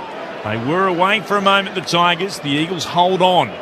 Ball in left half forward for Richmond, who lead by 3 points. 25 minutes gone in the second term. Saturday night footy on ABC Sport. Nankervis took front position, tapped it straight to Kelly though for the Eagles. Got it to Cripps, then to Hoff by hand, and now Harley Reid. Up the wing to Shanahan. Long way from home for Joe. No one mans the mark, so he has the chance to go for a gallop. Now he kicks inside the forward 50. Bailey Williams can't mark. Baker taps it towards Duggan. 40 metres out from the Eagles' goal. Crashing through is Houghton, taken to ground. Crowd wanted ball. Didn't have a lot of prior. India ball up 35 metres out. Eagles players don't look too unhappy about it. Seemed like a fair call by the umpire. We'll toss it up in the air. And Curvis got a fist to it. Oh, he's out after it. Can't take it. Becomes tackler. Lays all over Luke Traynor, the Rising Star nominee from last week. This ball's tossed up in the air again. Flynn taps it down to Baker. Snaps it and only into the arms of Flostone, who can go quick and bring it out to Sonsi at left half back for the Tigers. Still a 3-point lead for Richmond. Sonsi kicks to Flostone, who continued his run and then marks about a metre from the boundary between left half back and centre wing for Richmond. Just puts the arms out as if to go, where do I go now? We'll roll onto the right and kick high up in the air to a big pack at left half forward. There's a holding decision here. It's going the way of the Tigers. Coming back here to be taken. The free kick will go the way of Koschitzky. He's got it. Probably 80 from goal. Decides to go by hand back to Brown. Will pop it in the direction of Taranto. Jimmy, good spoil. Came down to Hopper. Lost his footing immediately. Was held in. One side Baker, Jinby the other. No prior. Ball up the right call. 5-3 plays 4-6. Richmond over the Eagles. 27 gone in the second. Flynn wins it down. Reid takes it. Tackled by Hopper. Got a hand pass out. Baker taken high by Nankervis, and he'll get the free kick. A little bit of afters between Hopper and Reid, two tough customers. They go quickly, the Eagles. Baker to Kelly, now to Marrick. Running in the wrong direction on the commentary wing. Kicking in the wrong direction as well. And kicking it to the wrong Guernsey. Full. Takes it to the Tigers. Handballs to Hopper. Hopper, is it he who has the last laugh? Yes! Jacob Hopper kicks the goal. Poor turnover from Harley Reid and the Eagles. Oh, Ryan Marrick it was, wasn't it? Ryan Marrick turns it over, looking for Reid. The Tigers pounce, they get the goal. 4-6-30 the Eagles. The Tigers are now 6-3, 39, 9-point margin, 28 into the second, Muddy. You're near this interchange bench, so you must be able to see the signs. You must know how long to go. Just go. You've got possession of the ball. You've got freelance. Got to go forward and try and lock it into your forward after they don't score. But going back, it was a poor kick, but going backwards... The decision's poor. Wouldn't have achieved anything. You can cop the skill muck up if it's the right decision, but that was the incorrect decision. The play was all going down into the forward flank for West Coast Eagles. He's gone against the grain, and that's just a poor decision. You must hate that as Harley Reid as well. You direct opponent, you're having a good game, you're getting into each other, and then something like that happens, and he gets a goal. And the restart. Tigers try to work it out by hand, but a good tackle from Ryan for the Eagles has wrapped up Prestia after he got it from Hopper. Ball up again in the centre circles. Flynn with a more telling tap down in the direction of Reid. He couldn't gather. Kelly does. Immediately spirals a kick towards Bailey J. Punch came from the side though. Good spoil again from Young. Ball there to be won. Vostone's able to pick it up. I'll go across their defensive 50 and then out in the direction of Rioli. Worked it pretty well there, the Tigers, and Rioli marks still inside his defensive 50, getting the kick originally from Brown. And then he moves it short just far enough to be a mark to Banks, who has it right up against the boundary. He'll be told to move it on. Kicks over the top of Harley Reid, who's on the mark, to a pack on centre wing. No mark taken. Good tackle, Marrick. Wrapped up his opponent. Ball spilled out. Came to Koschitzky, then to Sonsi. And that's the half. There's just been a couple of moments that have cost the Eagles, well, pretty dearly. Great bit of play from Willie. Good job. Morris Rioli. Wrong Rioli. Wrong Rioli. I called the other one last week. And Morris has been doing some very special things out there tonight, as all Riolis do. As Mitch beautifully said, imagine a Rioli dominating here in WA. Huge impact without the footy. Says good things about your family if you get the wrong Rioli. So many have played AFL football. And it's probably been done across a couple of generations now. Yep, well, he's a beauty as well, Morris. He's been terrific tonight, the second of the Morris Rioli Jr. And, of course, then there was that terrible turnover by Marek as well. 6-3-39, the Tigers. The Eagles are 4-6-30. But we've got a game on our hands at half-time. Richmond leading by 9 points. Quick update for you from the MCG. The Blues still lead by 1. They were up by 19 at the half. 15 gone into the third. 7-4-46 to Melbourne. 7-3-45. So the Blues just hanging on there. And earlier today, a couple of games. Sydney at the SCG beat North by 31. And in Launceston, in awful conditions, Hawthorn too good over Port by 38 points. But here at Perth Stadium on 720 ABC Perth, ABC WA and on Sport Digital. And tonight, streaming the ABC Listen app. Have a look for the AFL Extra button if you have to depart where you need to be near a radio. That's where we'll be for the rest of this game. On the AFL Extra button, it's the Tigers by 9 points over the Eagles. Let's hear from our experts, Sharad Wellingham and Chris Waterman.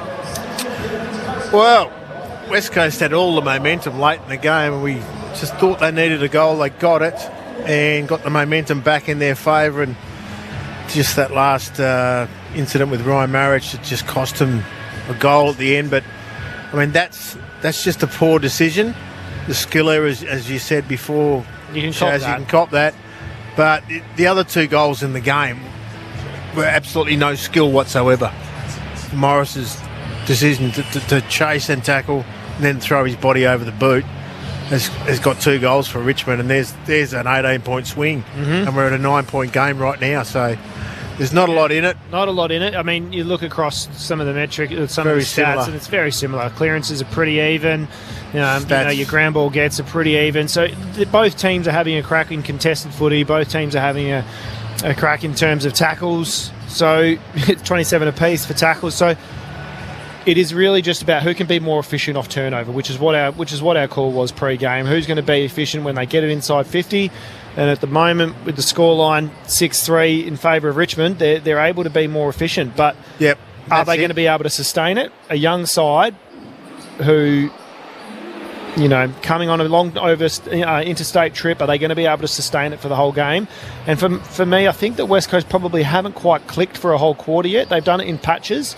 I feel like they've got a little bit of upside to them. But both sides are really transitioning the ball quite well, aren't they? I mean, it's haphazard and it's a little bit all over the shop, but it's the style of play that they're both trying to play. So, yeah, that's exactly right. And when West Coast got going was when they started going quick from half-back wing and got through half-forward. We're not seeing many stoppages, though, are we? No, but the West Coast can't move the ball if they stop-start from half-back, and I think that's where we saw Duggo and Ruben Jimmy a couple of times. They get the ball and stop. I prefer making mistakes playing on. Make it on the move. I mean, you saw Joe Shanahan lead up and he missed the goal, but that's what you want to see because he's able to do that because of quick ball movement and no one folds back in front of him. And that's what you want to see. There's been some really good efforts. I mean, Harley Reid's been outstanding the first half. Duggo's been good off half-back.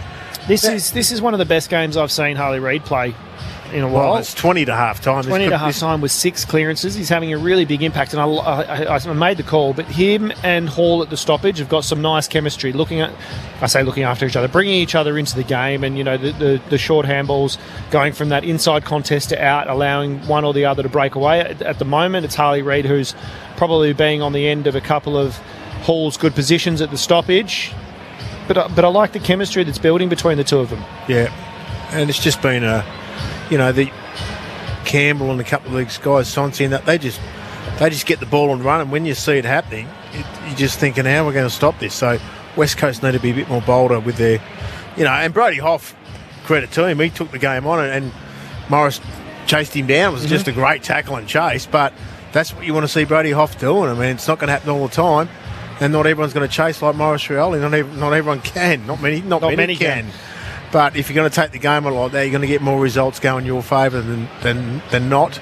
And I'd just like to see the young blokes do a bit more of that. Nankervis, I think, halted the influence of Flynn in the first quarter. Throughout He's been pretty good though, Flinny, I reckon. He certainly has. Yeah, he's having an impact on the game. That was an outstanding ruck contest. They devised that. They've obviously worked that one out. I'd just like to see him do more with Bakes. He hasn't been up in the ground much, just playing as a small forward. I don't know whether he's trying to do a job on someone. It doesn't look like it, but I'd be willing to throw him at half back or inside the game, get him on ball and see if he can have influence. Maybe that's something they've got up their plans. I'm not sure. At the expense of Kelly, who potentially goes and plays. Is he? Yeah, no, they could maybe swap a bit more and get Kel closer to goal and give Bakes a bit more of a run. The other one's Jack Williams.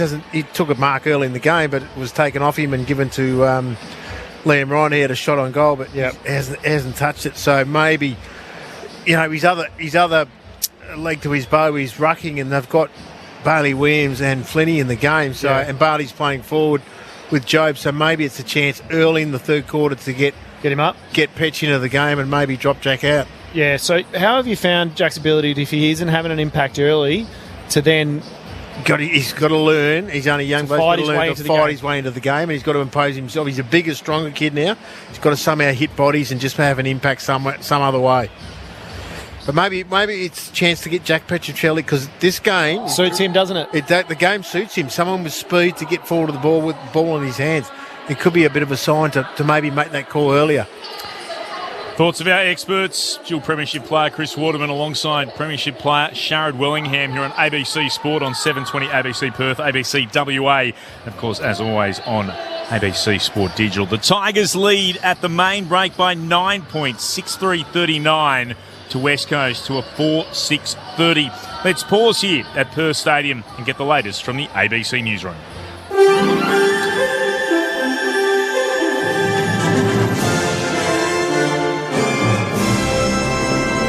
ABC News. Good evening, I'm William Howard. The ABC is projecting the Liberals will be the biggest party in Tasmania's next parliament, with about a third of the total vote counted in the state's snap election. Josh Duggan has more. Former federal Liberal MPs Bridget Archer and Gavin Pearce have both been elected to state parliament in the electorates of Braddon and Bass, as has Clark newcomer Butcher Marcus Vermey. The statewide tally shows a more than 2% swing towards the Liberals, but it's unclear if the party will pick up any more than the 14 seats it currently holds, needing 18 to govern in majority. But the night looks a little more grim for Labor. Its vote has gone backwards nearly 4% and is on track to be its worst in history. Thus far, there's been a slight tick up for the Greens of less than 1%, and the Nationals' foray into Tasmanian politics hasn't gone well, capturing less than 2% of the vote. The Liberal Party's Bridget Archer has defeated former Jackie Lambie Network candidate turned independent Rebecca Pentland in the seat of Bass. Ms Archer says she could not have done it without the support of her team and the rest of the Liberal Party. I think it has been a really positive campaign the last 6 weeks. I've been really proud to be part of this team that has worked right across not only the electorate here in northern Tasmania, but indeed our team has worked right across all of Tasmania. And I think we're seeing those results borne out. As counting continues in Tasmania's election, the Electoral Commissioner says a final result may not be declared for days. The Liberals, who have been in power since 2014, are hoping to hold off Dean Winter and his Labor Party, which successfully ran a no-confidence motion against Premier Jeremy Rockliff in June. Commissioner Andrew Hawkey says it will be a long night of counting. We will have to see. Many elections ago, we basically knew within an hour what the arrangements were because of the way the votes were divided. I doubt that's the case this time, but we'll see as we go. We'll probably know maybe 3 or 4 candidates within each division, but I'm sure we'll have to wait the full period to find out the last 1 or 2. The second Australian case of a new strain of the Mpox virus has been confirmed in Queensland's highly populated southeast. The Health Minister, Tim Nicholls, has issued a statement saying a patient in the Metro South Hospital and Health Service region has tested positive for the Clade 1 Mpox strain. Health authorities say the virus is not easily spread and is typically transmitted through very close or sexual contact. Common symptoms include fever, head and muscle aches, and a skin rash or lesions. Queensland Health is monitoring the situation. The United States says Israel and Syria have agreed to a ceasefire backed by the US, Turkey and Jordan, days after Israel launched airstrikes on the Syrian capital, Damascus. Israel has also been hitting the southern Syrian province of Swada amid acute sectarian violence between the Druze and Bedouin communities. The BBC's Mohammed Tara has more. There are sporadic attacks between the militants of Bedouins and the militants also of Druze happening between time and time. It's not as intense as it was last week. And also this is encouraged by the reports about the ceasefire between Syria and Israel. And also there are calls from many Arab countries in a statement to have united Syria and to ask all these militant factions in Syria to put down arms. The Wall Street Journal is standing by its claim US President Donald Trump once sent a vulgar birthday letter to his then friend, sex offender Jeffrey Epstein, despite Mr. Trump alleging he's been defamed and suing the publication for billions of dollars. The BBC's Arone Mukherjee says the president is under pressure over the Epstein case. Especially from his very crucial voter base, members of the Make America Great Again campaign, members from within the Republican Party as well, who've repeatedly asked for more transparency. And their argument is that Donald Trump said that, he would be revealing or giving out more details about the Epstein investigations, during various election campaigns. And then the assessment is that, there's been sort of backtracking in a sense. They've not done that. That has not gone down very well with many members of his voter base. And the classical music world is mourning renowned British conductor Roger Norrington, who's died aged 91. He was a leading advocate of musical authenticity, using period instruments for 18th and 19th century classical music. But he was also known for conducting many pieces at faster tempos. You're up to date with ABC News. Ben Cameron and Corbin Middlemash from ABC Sport here. Alongside Paul Roos, Brett Delidio and Poppy Penny, we bring you all the latest AFL news from both on and off the field on the ABC AFL Daily podcast. You can hear it all on the ABC Listen app. Time to steady and pull the trigger! Get ABC AFL Daily Podcast. It's your daily footy conversation. Find it on the ABC Listen app. This is the 2025 AFL Premiership season on ABC Sport. Ball spun back in off the hands of Flynn. Came to pressure of the Tigers. Handball inside to Short. Now to Campbell through the middle of Perth Stadium. Takes one bounce. Takes a second. Runs to 40. Seth Campbell, the excitement machine. No flips, but you don't need it when you're playing this well. Campbell gets his second. Cole under pressure. Now Hoff lends support. Handball to Edwards. Smothered by Rioli. He's done it again. Morris now gets back onto it. Toe blows to himself. Morris finishing yourself. He doesn't. Unselfishly goes to Nankervis. But that is once again a goal to Morris Rioli Jr. that will not go against his name. He is having a massive impact on this game of footy. Marrick on in turn to Hall. Hand pass over the shoulder to Reid. You can hear the crowd rise as Reid kicks disappointingly too deep to Broad, who marks it full back for the Tigers, and he turns it over, heading into the right back pocket. Marked instead by Hutchison. He'll centre the football. Bailey J. Williams drops the mark. Marrick's able to mop it up, 50 out from goal, pops it short to the captain in Duggan, marks 49 from goal, he'll move it short, and this time Bailey J marks. 45-degree angle to the right, marking 30 out from goal. Eventually they've been able to manufacture a shot on goal here, the Eagles. Bailey J with one out of bounds on the full so far tonight, from 35 out. He steers it through for West Coast. And hope springs again around Perth Stadium for those in blue and gold. Flynn up against Sims this time. Comfortably wins the tap straight down to Bailey Williams. Quick hands to Baker. Off to Clayhole. That is beautiful from West Coast. That was forward 50 stoppage craft at its best from the Eagles. And they get two in a row. Well and truly back in this contest. This is ABC Sports coverage of the AFL. On your radio. ABC Sport Digital. And on the ABC Listen app. Good contest. Hasn't always been stylish, but there's been plenty of highlights to enjoy nonetheless. And it's still up the grabs. Clint Wilden with you. We're watching the Tigers, who lead by 9 points at halftime over the West Coast Eagles. 6-3-39 to 4-6-30. Another score check at the MCG. The Blues have rallied. They had a 19-point lead at half-time, cut to just 1 point. They're back to a 10-point lead, 28 gone in the third. Carlton a 9-4-58 over Melbourne, 7-6-48. Just repeating those results from earlier on. If you weren't with us, Hawthorn by 38 points over Port Adelaide in very trying conditions down in Launceston. And the other game at the SCG, where Sydney beat North Melbourne by 31 points, a third straight win for the Swans as they keep themselves in the hunt mathematically, but nonetheless they're still in the hunt for a finals berth. Couple of rugby league games to let you know about. The Raiders beat Parramatta by 24 points. The Bulldogs beat the Dragons by 2, and the last game in Melbourne, the Sea Eagles have downed the Storm by 2 there as well, 18-16 in the last game. The Eagles are back out on the ground, so too are the Tigers. Third term not far away. First, let's have a look at some of the numbers with Mitch Turner. Apologies. The team stats, just some of those key ones to go through. The contested possession count, West Coast leading that 67-60. The marks as well, 61-39 West Coast way. The inside 50 count, the Eagles on top as well, 26-21. The hitouts, 19-17 in favour of West Coast. The clearances, they edge ahead the home side, 18-16. The tackle count is 27 apiece. Disposals wise, Harley Reid leads all comers on the ground, 20 disposals at half time, 6 clearances as well, 5 inside 50s.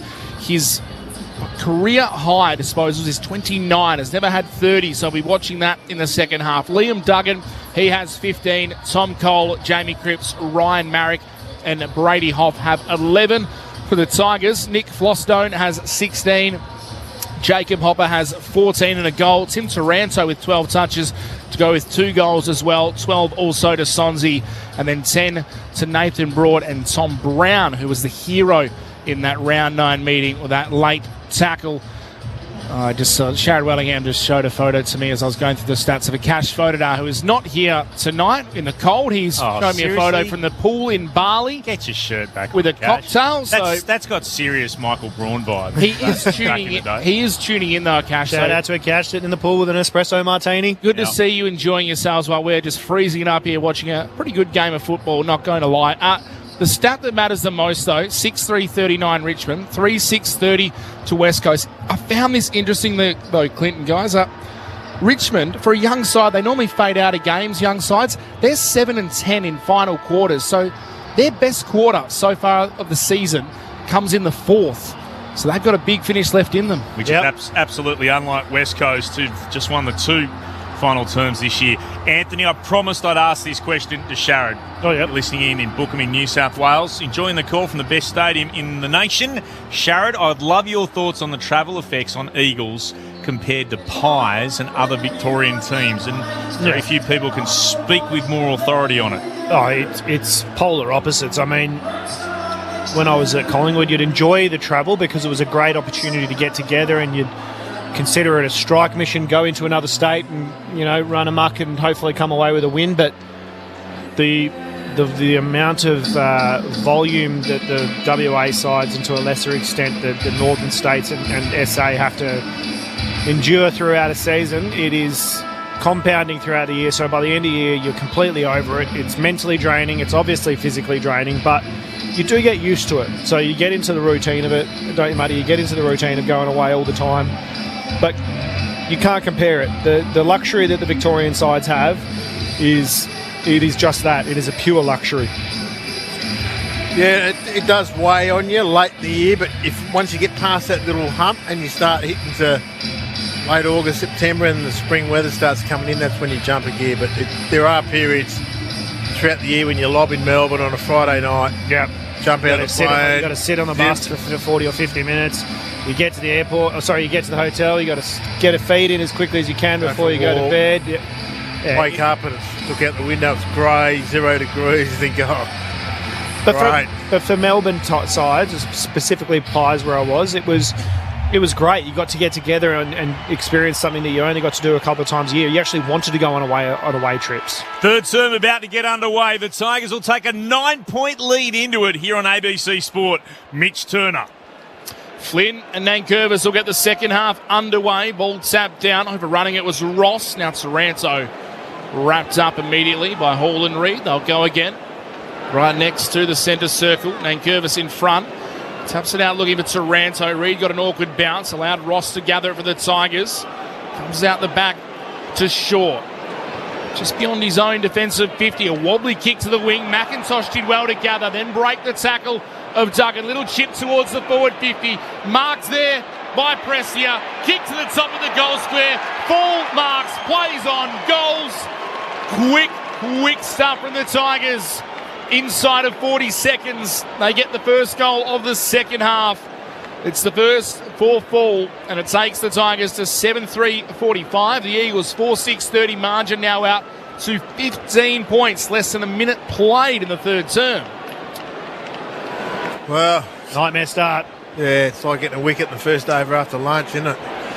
It just has an effect on you. It can change the game, so they just need to grab their composure in the middle of the ground real quick, West Coast. And they've thrown Liam Ryan straight in there. Yeah, I would never question Liam Duggan's courage or, willingness to put his body on the line, but potentially just needed to hit the body there with McIntosh. He just let him beeline the ball and take the angle straight to goal. They did that with such ease, the Tigers, to begin the third term. Not a great bounce. Umpire lets them play. Reid's out after it. Can't gather. Nankervis can run straight into Reid. It's been locked in. They'll ball it up. Flynn kind of got in the way of Reid. There was about to burst away from the stoppage. Flynn back involved. Gets in the way of Nankervis, but he still wins the tap down. Got it out in the direction of Campbell. Lost it. Ryan, he was tackled by Campbell. Manufactures a kick to Brockman inside forward 50. Kicks into the right forward pocket. Miller going back there.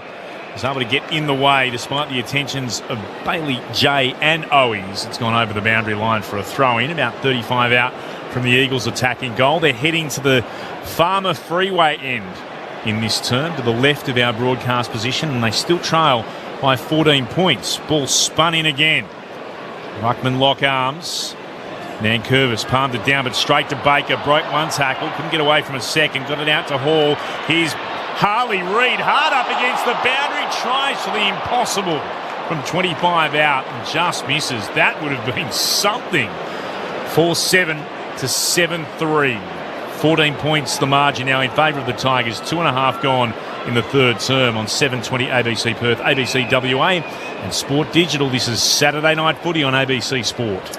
Banks receives the short kick, goes back across the left back pocket where Miller can take the mark. Has a bit of time to kick out towards Rioli. Receives it on the bounce on the southern wing. Little handball inside to the run of Young. Takes off, dashes, kicks towards left half forward. Full marks, 48 out. And he likes his chances. He'll go back for the set shot for 2 goals inside of 4 minutes for Jonty Fall. That's great transition from Richmond and not good enough defensively from the West Coast Eagles. The ability to switch it, still have space all the way on the side that they've come from, and not have any frontal pressure from West Coast, not good enough. Pick 14 in the 24 draft, one of these young emerging talents for the Tigers. Jonty Fall kicks from 52 metres out. It's a nice looking kick. It's just away to the left, a minor score. 7-4-46 the Tigers, 4-7-31 the Eagles. 4 minutes played in the third term, Saturday Night Footy on ABC Sport. 0437 774 774. If you'd like to send us a text, it's Duggan with the kicking duties to McCarthy. Left back pocket, he steers it back into the middle to Bazzo, and then he'll switch play out towards right half back where Dewar marks. Has the bright orange boots on tonight, so does Maurice Rioli, who stands in front of him. Stabs it short to the captain in Duggan and goes on a run. Receives the hand pass, Dewar, takes a bounce. Skirting down the outer edge of the centre square. Will kick towards Bailey J. And Williams marks it right half forward. Puts it over the top for Ryan. He can't mark. He's able to gather. Kicks towards goal. It is bounced through. That's ridiculous from Liam Ryan. It bounced over the top of Young, who was standing in front of the right-hand goalpost. And with no daylight to look at, he has manufactured a ridiculous goal. He's got his second and he stood there and looked at the crowd and said, "Oh my goodness, how about that?" Oh, we've just seen it flick over the top again of Young. Incredible. Just incredible. I was just about to say Bailey Williams has to hit that kick, which he has to. But that's just remarkable. We've seen the chase of the decade. We might have seen the goal of the year this year tonight as well. That's going to be hard to beat. Not even Ryan could believe that he kicked that. He got up and waved his arms up and down in the air. That's just amazing. He controlled that in his hand for a tenth of a second. I'll tell you what, he knew what he was doing. He knew what he was trying to do. Sometimes you need a little bit of luck and something miraculous, and that's what Liam Ryan produced on that occasion. That is certainly going to feature in the nominations this week, and you imagine it'd be pretty hard to beat for goal of the year. Tossed up in the air for a restart in the middle. Nankervis taps it down. Hoff gathers. Little handball to Flynn. Duggan off the back of the square. Gathers. Handball in front of Baker. Left it behind and just took the body of Broad. Couple of former teammates. Broad wins the free kick. Just gave Baker a little shove. No love loss between the premiership teammates and the Tigers. Ball gets handballed off to short. Kicks towards the commentary wing where Mansell can mark. Inboard to Hopper. And here it is. What is this? The fifth 50-metre penalty of the night. Jacob Hopper will be marched inside attacking 50. Clay Hall, the one pinned for being inside the protected area, and Hopper will have the set shot from pretty big 50 for about 20 metres out, slight angle to the right. So he's gone to man the position where the mark is. Has been deemed to have encroached because he came in from the wrong angle. Yeah. Jacob Hopper already has 2 goals. Or 1 goal, sorry. Looking for his second goal. Jacob Hopper, set shot straight through. 2 goals for him. And the Tigers answer back. It wasn't quite as miraculous as Liam Ryan. They don't care. 8-4-52 Richmond, 5-7-37 West Coast. Margin back out to 15 points. 7 minutes played in the third. Bridget Lacey on the boundary. Yeah, Tim Kelly started this quarter on the bench, which is interesting given they do lack a bit of seniority out there tonight, but he's just headed into the centre square for West Coast now. Adam Uze still coaching from the bench, but Andrew McWalter has made his way back to the box for West Coast. Goes back to that forward hand pass out of the middle. Just got to get it on the boot, get it in deep. Yeah, from there it just became a turnover, and the rebound, gee, they go quick on rebound, don't they, from half back. I'm still trying to get my head around that Liam Ryan goal. That's one of the all-time great goals that we've seen. He's got a mark of the year. He might have a goal of the year now as Nankervis takes it out of the middle, kicks quickly forward to Sonsi. He has a movement to the right forward pocket. Thought he was going for goal. He was instead looking for Kashitsky, but he's outmarked by Edwards defensively. And he'll go short to Bazzo, who's still hard up against the boundary, deep in the left back pocket for the Eagles. Bazzo kicks beyond defensive 50. Reed will go, got nudged out from underneath it. Well worked body-wise by Ross, and he's been able to take the mark. He stands just forward of the interchange gates on centre wing. Northern side of the ground. The kick back into the right forward pocket. Edwards rose up, got a hand to it, knocked it over the boundary line for a throw-in, about 40 out from Richmond's attacking goal. 5 intercept marks for Harry Edwards tonight. He's been involved in a number of spoils as well.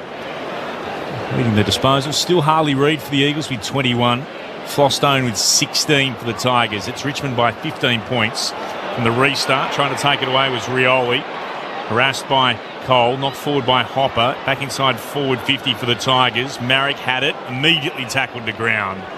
Sims one of 2 Tigers to take him down. We've got ourselves another ball up inside Richmond's forward 50. They still lead the Tigers. 9 and a bit gone in the third. They're up by 15 points. Extended that margin. 9 points at half-time. Here they go again inside the forward 50. So trying to get back. Lays the tackle on Kajitsky. One arm pinned. Got to ground quickly. Did the big Tiger. Ball will be tossed up. 20 metres out. Right forward pocket for the Tigers. In front Flynn. Got it down to Marek. Off to Clay Hall. Kicks outside defensive 50. Shanahan is there. Punched away by him from Young. Ball spun back towards the forward 50 of the Tigers. Baker is tackled for Richmond. They'll ball it up right on the paint, right half forward. Tigers looking to attack. Nankervis, Matt Flynn once more. Nankervis again, front position, tapped it down, spinning through Cole, trying to get the handball to Kelly. Knocked away from him. Hopper was in there, lost it though. Hall emerged with it for the Eagles. Got it to Harley Reid. Nice little handball to Brockman. Incredibly dangerous kick. Back inside his own defensive 50, and Ball comes through and takes the mark.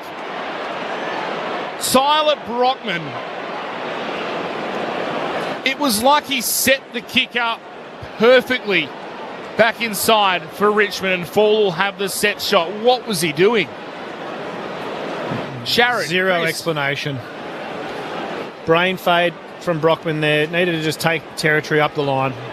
This will hurt the Eagles if Jonty Fall can convert the set shot. It's starting left. It's coming back. Big fly on the line. Won't get there. Goal to Richmond.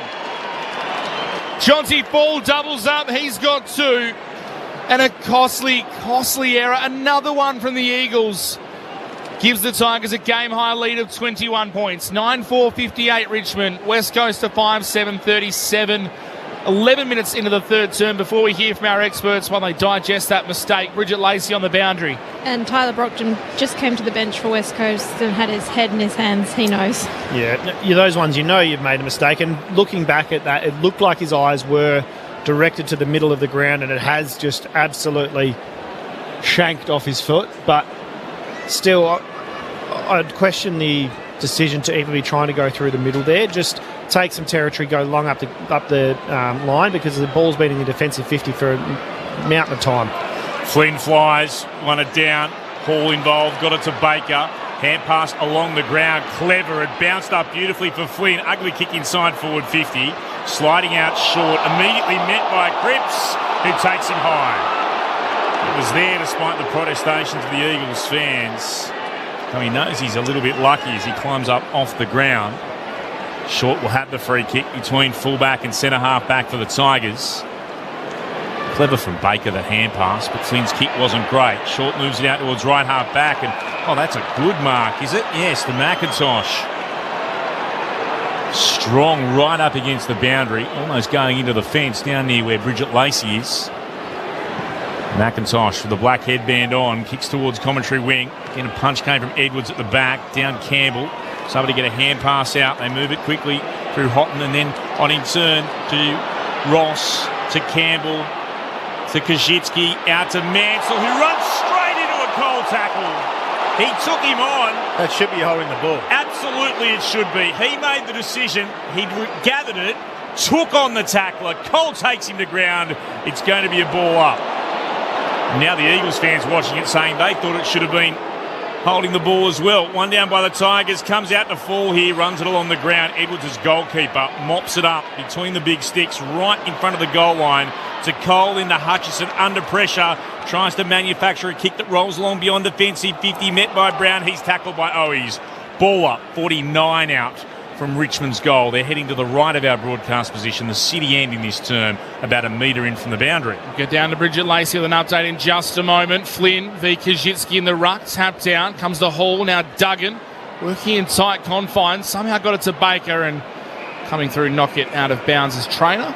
Bridget Lacey downstairs. Yeah, West Coast have jumped with their sub. Jack Petrocelli's run onto the ground, and Jack Williams is the man sitting at the back of the bench. Looks to be just a tactical sub for West Coast. Did not record a stat tonight, Jack Williams. It was a tough night for him. Had a mark that was taken away from him with a free kick right at the start of the game. Ball spun back in. Harley Reid pulled down without it. Richmond take it. Kick it inside the forward 50. Big fist from Jimby. Comes down to Marek. Here go the Eagles. Duggan's handball. A little too cute for Dewar. Overruns it now. McIntosh gathers to the Tigers. Handball to Mansell. Kick inside the forward 50 is a beautifully weighted kick to Fall, who plays on from the tight angle. Kicks it in the goal square where Sonzi can mark.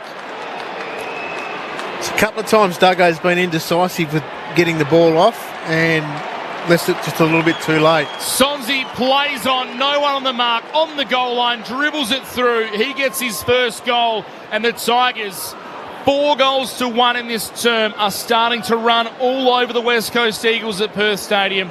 10-4-64 the Tigers, 5-7-37 the Eagles, 15 minutes into the third term. I'm glad Sonsie got one because Mansell absolutely barbecued him when he should have been holding the ball before. He was over the top and he gave him one of the greatest sprays, Tyler Sonsie, so he's got himself a goal. But it was just another poor decision by West Coast. Those poor forward handballs, isn't it? Yeah, forward handballs. They just don't need them. Get the ball on the boot. And Duggo's done a couple of those tonight. They've brought themselves undone West Coast.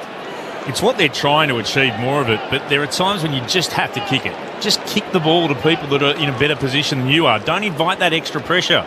Bailey J. Williams wins it down to Baker. Hand passes into the ground again to Bailey J. And then Baker gathers. His kick is smothered beautifully by Kajitsky. Spills out and the Tigers can get it again. Kajitsky, though, his hand pass was stolen away by Duggan. Gives it to Ryan. Kick short to Petruccelli, who's on the ground for the Eagles as the sub. Runs towards right half forward. Spots Owies in the right forward pocket. 40 out from goal and he marks. It's a mark inside their forward 50, but we spoke about the efficiency for West Coast, and they're not taking these shots from really good positions, are they? We've seen a number of the shots be taken from right up out against the boundary, and again, Owies lining up for his second shot from almost the exact same position. Matt Owies, who you can hear before every West Coast home game on breakfast with Mark Gibson. And he deliver. Owies kicks on its way. It's across the face. It's a minor score. 10-4-64 the Tigers, 5-8-38 the Eagles. 17 minutes gone in the third. Jaden Short with the kick-in duties for Richmond. They are well in control at the moment. This is a shocking wobbly kick by Jaden Short, but it finds the chest of Nathan Broad in the right back pocket. The Tigers survive for the time being. Goes back to his defensive goal square to Banks, who can go laterally by foot to the left back pocket now to Flostone. Disposal 17. Ran himself into a little bit of trouble. Came inside defensive 52. Ben Miller, who loops the handball to Jaden Short. Loves to run. Takes a bounce. Kicks up the commentary wing. Mansell takes it on the bounce. Clever little kick along the ground to Taranto. Handball across to Houghton. The young man is a free kick. It's going to the Eagles, so Taranto got rid of it and then grabbed Hoff to try and prevent the chase down tackle. Houghton sprayed the kick anyway, but it's a free kick to Brady Hoff. He'll take it at left half back for West Coast, so one attacking play forwarded by the Eagles. And Dewar can take it, kick up the wing to Ryan, punched away by Jaden Short. Brockman, bit of intensity there, just cut through a couple of Tigers. Kicks it towards Tim Kelly, attacking edge of the centre square. Sees Owies in the pocket, kicks in that direction. Big fist from Broad. Sonsie able to gather. Handball to McIntosh, and the Tigers try go by hand out of defensive 50. They've got it at left half back. It came through Houghton. Chance to go again. Sonsie comes looking for Taranto. Sweeps it forward to Campbell on the burst. Long hand pass over the top. He wants Hopper to run onto it. It'll sit up for him eventually. He can gather, run into the right forward pocket, hands it off to Mansell, and he kicks the goal for the Tigers. They're romping away with it now, Richmond. He's got his first. The Tigers with their 10th. Their lead is a game high, 32 points, 11-4-70 to the Eagles, 5-8-38, and a groan goes around Perth Stadium as West Coast fans start to believe that this game too might be slipping from their grasp. It's frustrating for the West Coast supporters out there because the inside 50s are just their undoing at the moment. Yeah. It's just going to poor positions, and the rebound from the Tigers is exceptional, and they're going from defensive 50 all the way to forward 50, just taking the game on it. From Tigers' point of view, it's great watching because it's rebound scoring, isn't it? Yeah, it's rebound scoring. We said it was going to be a game of turnovers, and they're just able to capitalise and be more efficient when they do get their turnovers inside their defensive 50. Score check again. Richmond 11-4-70 to 5-8-38. The Eagles, the Blues by 16 points over the Demons, 15 gone in the final term at the MCG. Decisive tap from Bailey Williams out of the middle. Got it to Baker. He was caught in a tackle. Just had to create a clever little kick to Hoff. Spins around, kicks it towards the forward 50. Punched away from Owies by short. Terrific work by the Tiger. Then feigned the handball. Went himself by foot. Kick up the wing to Prestia, who marks. Sees something he likes on the attacking edge of the centre square. Sends it that way. Nankervis marks. Thought about playing on the skipper. Has players inside the forward 50. The kick to Campbell's a little hot. Couldn't take the mark. Able to gather at ground level. Little handball to Houghton. Breaks the tackle. Sells the candy. Kick smothered. Goes towards the top of the goal square for the Tigers. Oh, the handball almost intercepted by Mansell. Now he dishes it back to Prestia. Can give it back to McIntosh. Off a standing start. The man in the headband. Can't bend it back. Misses to the right. 11-5-71 Richmond, 5-8-38 the Eagles. 20 minutes gone. Bridget Lacey downstairs. Richmond have also jumped with their sub James Trezise into the game. I think Luke Trainer's the man who's sitting at the back of the bench for Richmond, and Andrew McWalter's made his way back to the bench again. Great spot, Bridge. They put the line through. Trainer here up on the champion data screen. Miller has it for the Richmond Footy Club, right on the logo beneath our broadcast position on the northern wing. He'll go short for the Tigers to Prestia. Played on by hand if he wanted to Banks, who was running by. That's ignored. Prestia just holds it for a moment. And then we'll spear it inside forward 50. Great mark, front position, going up. Kajitsky brings it down. You can go back and have a shot from about 45 metres out. Had no interest on handing it off to anybody else. Always tuck the arm or tuck the ball under the right arm. He'll be having a ping from about 47 metres out. It's a 45-degree angle to the right. Just have to go with the spoil there. Good learning curve for young Baz. He just he could have marked the ball still, but he had to fly and get some body on Kazitsky. 25-year-old. Boots cross where the 50's painted on the ground. We're right behind the kick. It's on its way. It's out to the right. It misses right. Minor score. 11-6-72. Richmond 5-8-38. The Eagles as West Coast. Well, they flirt with danger again, moving it short into Owies in the left back pocket from Duggan. He gets it back and from left half back kicks to the commentary wing. Kick out the wing, was looking for Reed, but Ross dropped in front and took the mark. A little quieter this quarter, Harley Reid. Just the 2 touches so far after a blistering start. Ross kicks out towards right half forward of the Tigers. Mansell just missed the crumb. The Eagles gather. Hoff eventually gets it through to Dewar, who's kick out towards the wing. Commentary sign of Perth Stadium finds Shanahan.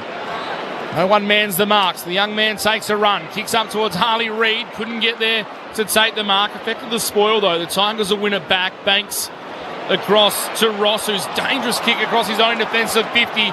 Eventually did well.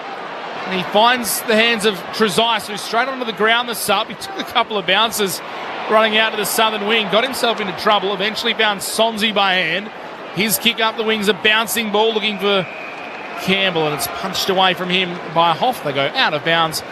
Boundary throw in southern side of the ground. The Tigers lead by 34 points. Bridget Lacey downstairs. Concern for West Coast Tom McCarthy. He's limped to the bench. The doctor's just having a look now. Blues by 14 points. 18 gone in the fourth over Melbourne at the MCG.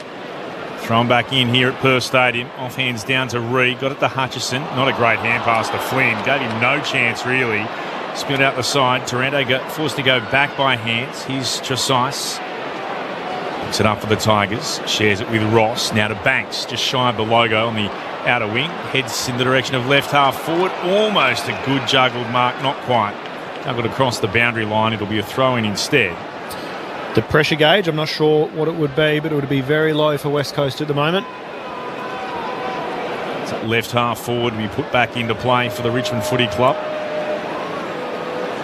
Spun back in, and Curvis got it down to ground. Going back to Taranto. Picks it up. Trezise. Hands it off again to Banks. Now to Nankervis. Sweeps a hand pass forward. They'll go forward again here.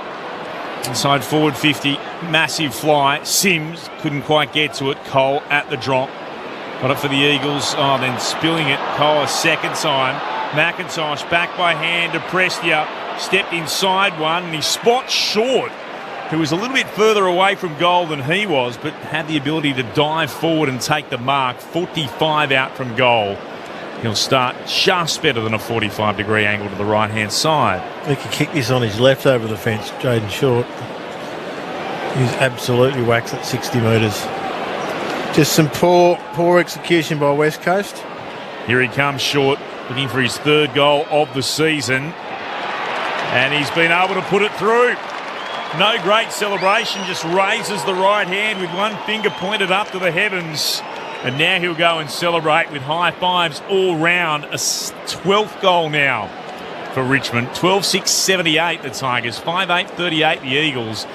It's out to a 40-point lead to the visitors. 25 gone in the third term here at Perth Stadium on 720 ABC Perth, ABC WA and Sport Digital. Clint Wilden alongside Mitch Turner, our experts, Sharad Wellingham and Chris Waterman.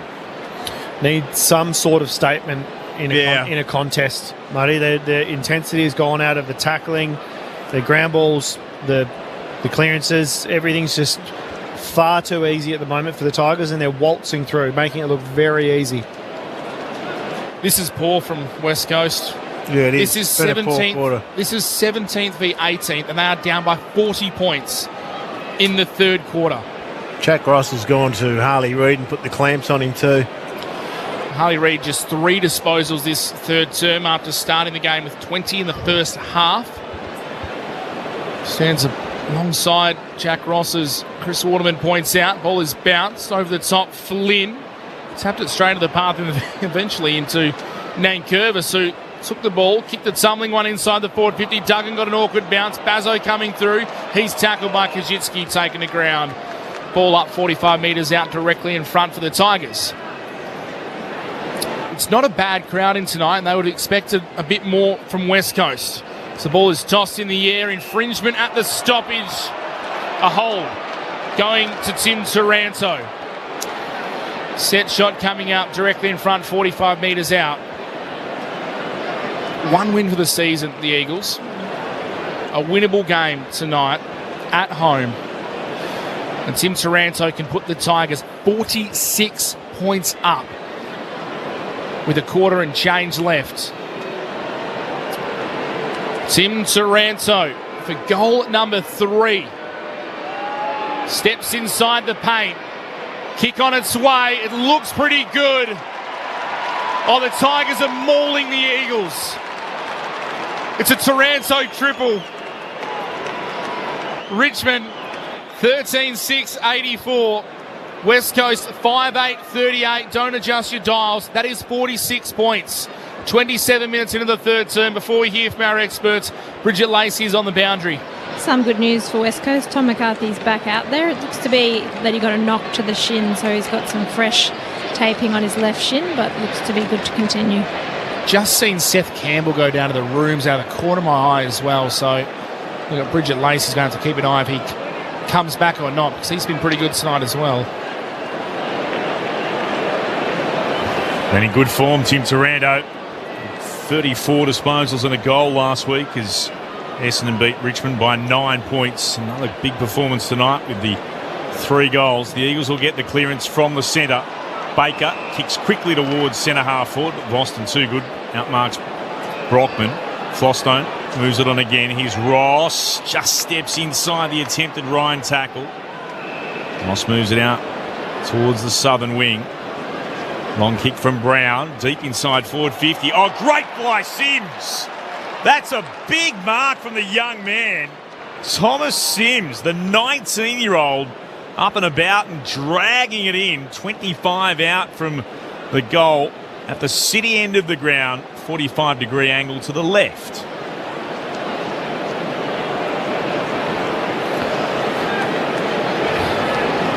Sims takes a couple of big, deep breaths. Just his 9th game. I think 2 goals, 3. We're like everyone else in the stadium. We're a bit speechless up here. Thomas Sims. He inserts himself into the game on the goal kickers list. He's got his first. You can phone this in now. This is going to be a Richmond, well, it's a Richmond win. A Richmond walloping is on the cards over West Coast. 14-6-90 to 5-8-38. Their lead is out to 52 points. And you can sense, you can feel how disgruntled the home side is. They would have was fancier. I think they would have accepted losing the game, but they wanted so much more from West Coast after what they showed for 3 quarters last week, up against their nearest rival on the ladder, 18th versus 17th, and they're being stomped on. They drew back within 9 points at the 5-minute mark when Liam Ryan kicked that amazing goal. Since then, the Eagles have scored 1 behind, and the Tigers have kicked 7 goals to. In the next 23 minutes of footy, ball back in the middle, caught in a tackle.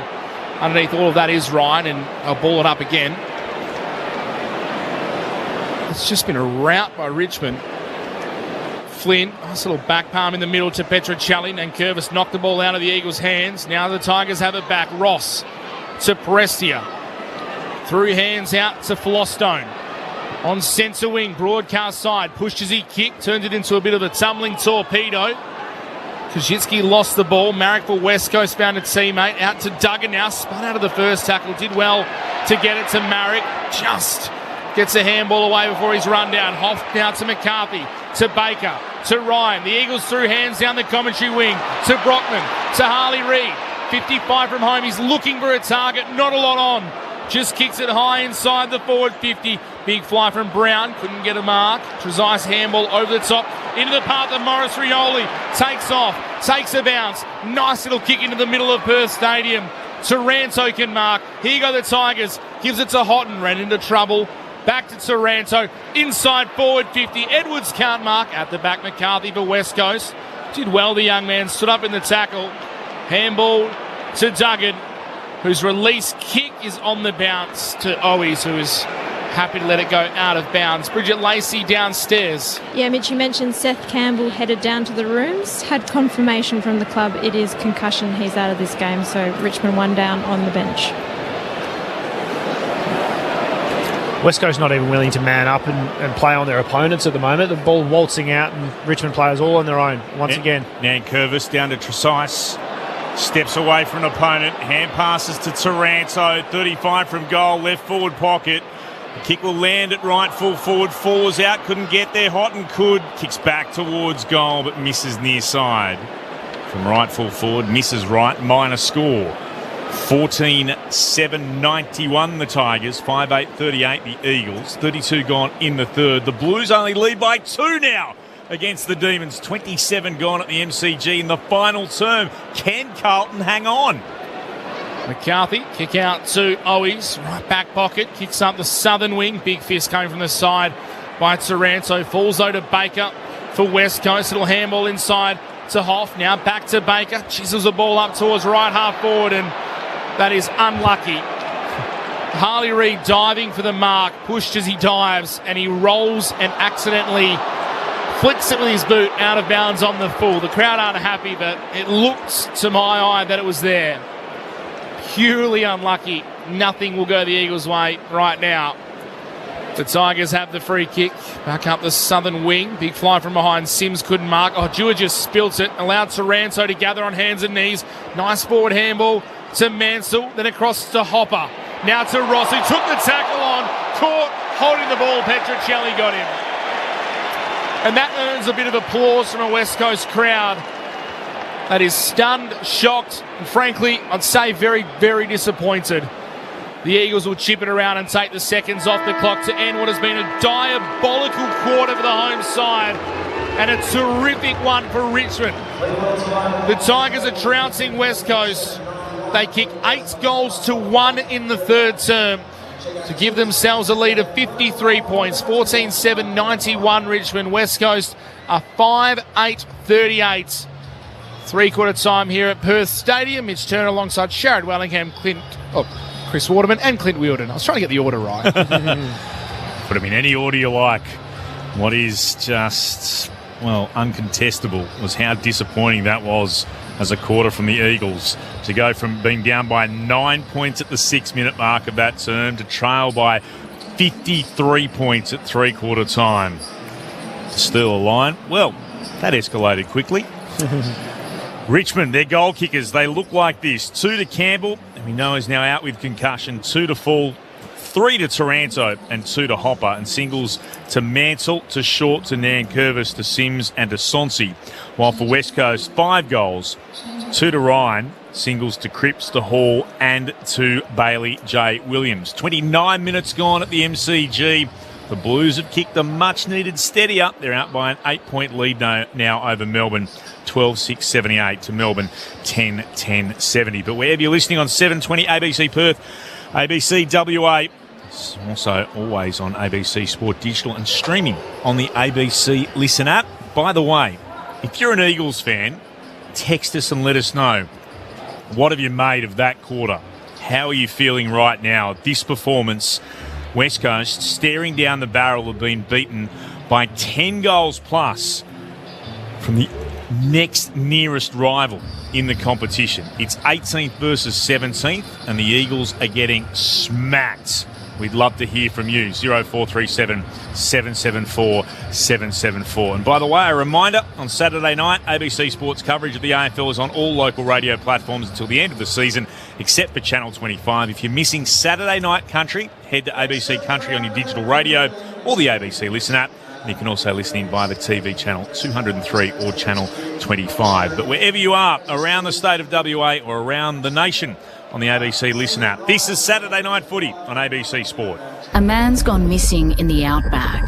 But how do you search for someone who doesn't want to be found? Death will come, and I'll be ready for it. Expanse, Series 5, Nowhere Man. Hear the podcast now on the ABC Listen app.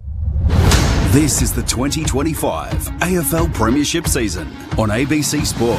Wobbly kick to the wing. McIntosh did well to gather, then break the tackle of Duggan. Little chip towards the forward 50. Marks there by Prestia. Kick to the top of the goal square. Ball marks, plays on, goals. Quick stuff from the Tigers. Inside of 40 seconds, they get the first goal of the second half. Stands it short to the captain in Duggan and goes on a run. Receives the hand pass, Stewart. Takes a bounce. Is skirting down the outer edge of the centre square. Will kick towards Bailey J. And Williams marks it right half forward. Puts it over the top for Ryan. He can't mark. He's able to gather. Kicks towards goal. It is bounced through. That's ridiculous from Liam Ryan. It bounced over the top of Young, who was standing in front of the right-hand goalpost, and with no daylight to look at, he has manufactured a ridiculous goal. Short, kicks towards the commentary wing where Mansell can mark inboard to Hopper. And here it is. What is this, the fifth 50-metre penalty of the night? Jacob Hopper will be marched inside attacking 50. Clay Hall, the one pinned for being inside the protected area, looking for his second goal. Jacob Hopper, set shot straight through. 2 goals for him. And the Tigers answer back. Harley Reid, nice little handball to Brockman. Incredibly dangerous kick. Back inside his own defensive 50. And ball comes through and takes the mark. Tyler Brockman, it was like he set the kick up perfectly back inside for Richmond, and Fall will have the set shot. What was he doing? This will hurt the Eagles if Jonty Fall can convert the set shot. It's starting left, it's coming back. Big fly on the line, won't get there. Goal to Richmond, and a costly error. Another one from the Eagles. This is ABC Sports coverage of the AFL. On your radio. ABC Sport Digital. And on the ABC Listen app. What was he doing? They could make T-shirts about this game, West Coast, because that's a question we've asked on just any number of occasions so far this evening. Let's get the thoughts of our experts before we read out some of your texts. 0437 774 774 is the text line. Chris Waterman and Sharad Willingham. We might have seen goal of the season from the Eagles. Heaven help us, there hasn't been much else to get excited about. No, I think they switched back into captain's run mode in halfway through that third quarter, didn't they, Matty? They just took the foot off the pedal. Zero pressure. That was what was disappointing. Yeah, no pressure at all. Like, yeah, okay, you can handle getting scored against, but if they're going to have to do it through some serious pressure. But that was just deplorable. And, yeah, from where they started, 9 points in it, halfway through, through the middle. 4-minute mark of the, they just of the took quarter. over the middle. Hopper and Nankervis have got nearly 50 possessions and 5 goals between them. Hopper and Taranto, and Nankervis just up the ante a bit. He got round the ground. So there's your 3 experienced big bodies in the midfield, and they got control of the game. Just quickly, Tim Taranto and Jacob Hopper, both up to 23 touches. Hopper has 2 goals, Taranto 3. They are dominating Duggan 27 for West Coast, and Harley Reid on 24. It's the Tigers by 53 points. Lots of text rolling through. Why do they play better away than at home? Where are the old boys leading the team? Goodness me. We'll run through a few more. It just started out in the centre again. We're going to ball it up once more. Dan in Kununurra, I'm an Eagles fan, was hoping for a win. Be wearing my West Coast hat down to the shops when I go and get the milk and bread. We've been up, we've been down, but I remember the feeling in 92. I wear my hat and take the loss, looking forward to the future. When can West Coast rise again? Another restart. Once more, we'll be forced to ball it up once more. Disgusted, disappointing, texting in. Graham's listening on the app at Mary Poor, 100 k's west of Halls Creek. Unacceptable from the Eagles. They need to have a good hard look in the mirror. They managed to get the ball out of the middle here, and if they won a free kick, they have. Cripps has got it. He's got it just shy of the attacking edge of the centre square. Has to find someone inside forward 50. He kicks in that direction. Ryan went out to it, knocked it down, scooped up by Baker, sweeps a hand pass to Hutchison deep in the right forward pocket. He snaps towards goal. Shanahan marks in the goal square. Better start from West Coast. Needs to go back and kick this, Job.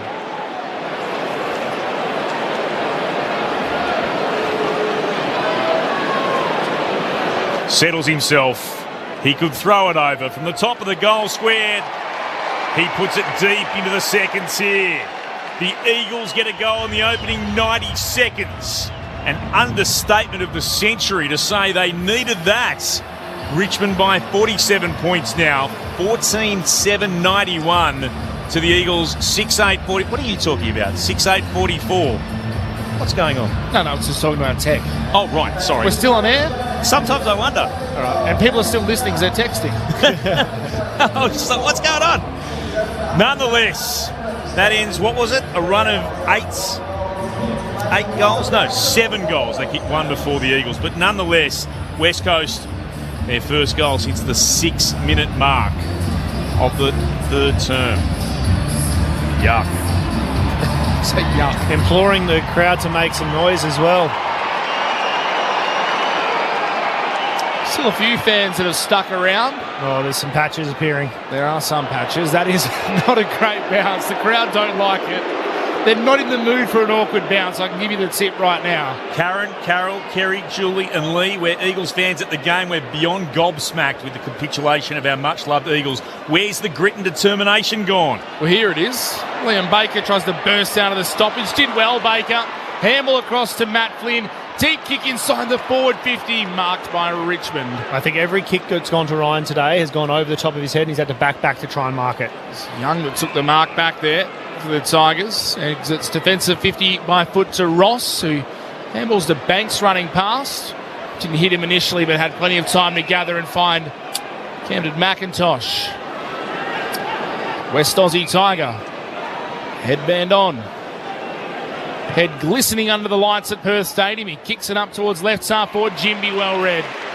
Got in front of Fall on this occasion. Took the mark and wants to go quickly. Immediately cuts it back inboard by foot to Kelly. Now back to Jimby running across his own defensive side of the centre square. Takes one bounce. Takes two. He's trying to make something happen, Ruben Jimby. In the end, had to go laterally to the southern wing by foot to Cole, who can chip it further afield to Cripps. Cripps able to hit another little 15-metre kick forward to Baker, who rolls, kicks inside the forward 50. Strong mark taken, Ben Miller. The Subiaco and Kalgoorlie product takes the mark and chips it inboard to his captain in Toby Nankervis, who marks 25 metres out from his own goal. The Tigers lead by 47 points, early stages of the fourth quarter. Another correspondent says, get Jinby in as skipper. I'm a frustrated fan at the stadium's train station. Duggan should lose the captaincy. That broken tackle on Camden McIntosh felt like a moment where we all dropped our heads. Can West Coast do something for their supporters in this term? They've got the opening goal. They're at left half forward, but aren't after it. Here's Rioli, tackled by Baker. Great tackle. More of that from West Coast needed. Rioli gets the free kick though. So Rioli bounces back up. Eagles fans will be unhappy with that and moves it out towards Broad. Broad marks on centre wing, out of sight of the ground. Goes on a little bit of a trundle. Towards right half forward. Duggan couldn't mark it. Rioli goes to ground up against him. Still there to be won. Hand passed over the top.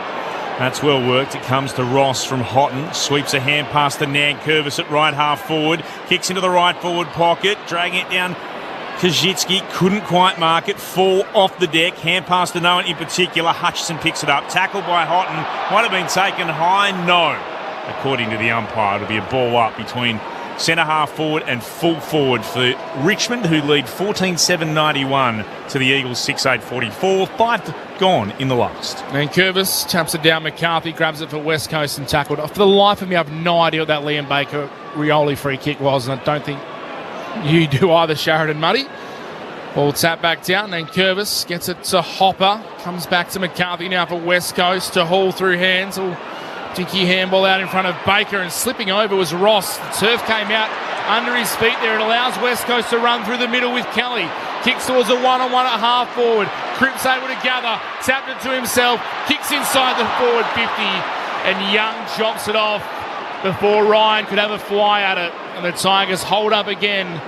Quick kick to Floston, who can go to centre half back to Prestia. And now the Tigers have players everywhere, but it's a 50-metre penalty.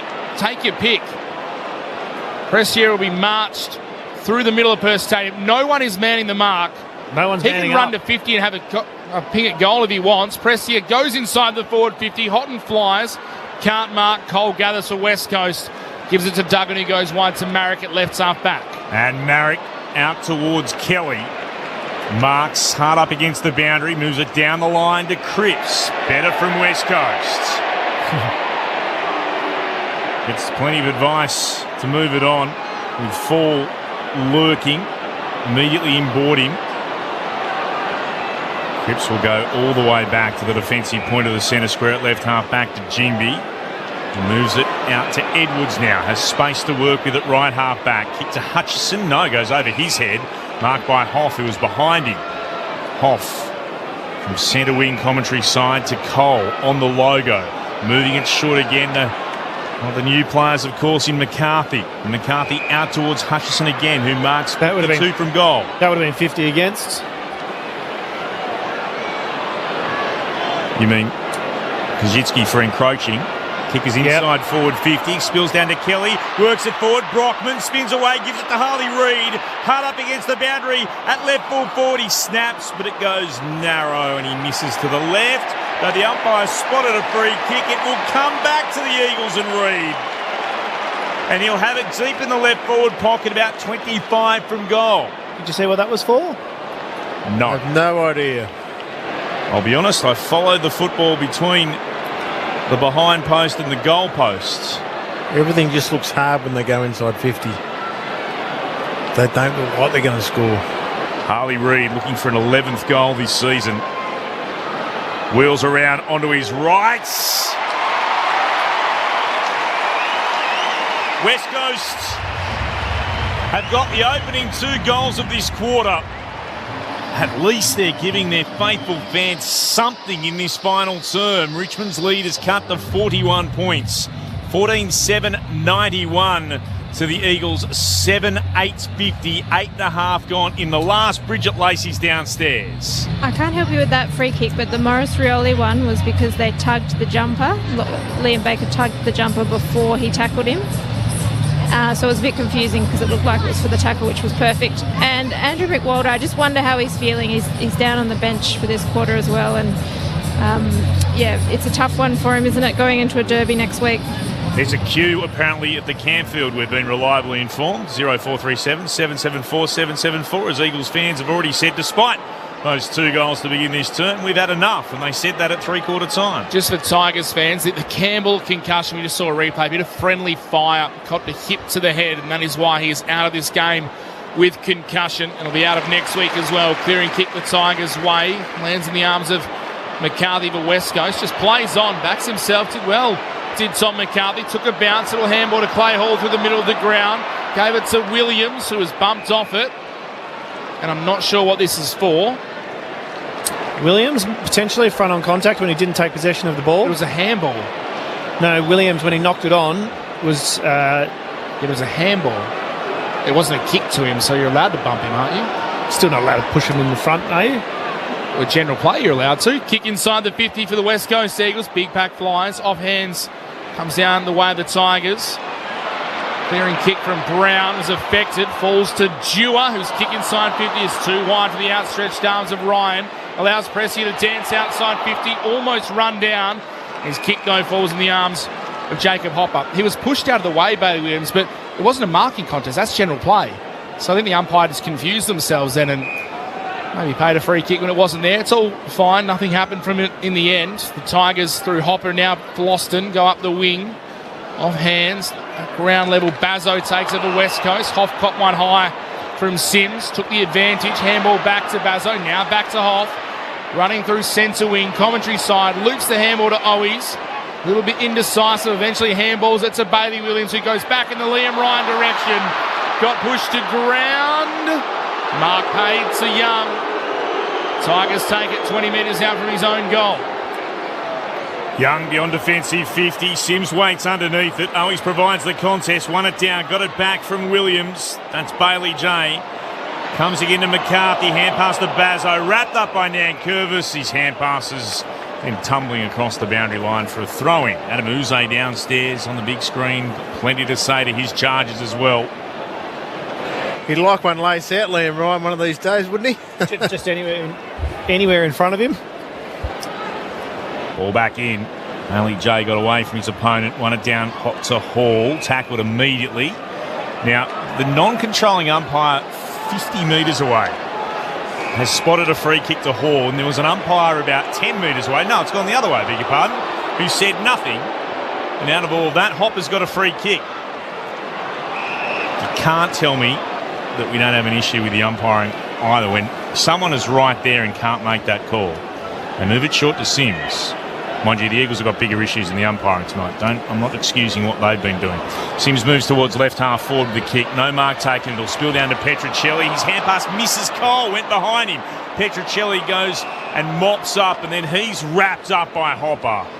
Taken to ground at left half forward for the Tigers. 14-7-91 Richmond. The Eagles are 7-8-50. 12 gone in the last. I hope it's a stinger because Harry Edwards was just cradling his already strapped right shoulder as he goes back and takes his position inside defensive 50 for West Coast. Petruccelli bursts through the wing. Kick up towards right half forward. Flynn takes the mark. Has Brockman running past. Ignores him with a handball. Kick and a half from home, Matthew Flynn. Rolls to his right, the big ruckman. Kicks a low ball inside the forward 50. No one there bar Nick Flostone. Had one-on-ones to go to in the forward 50 and waited for Richmond to get back. Waited 10 seconds. Flostone's kick to the right back pocket where Broad marks. He kicked it to the only, there were only Tigers. The pool of Tigers. Here they go again, Richmond.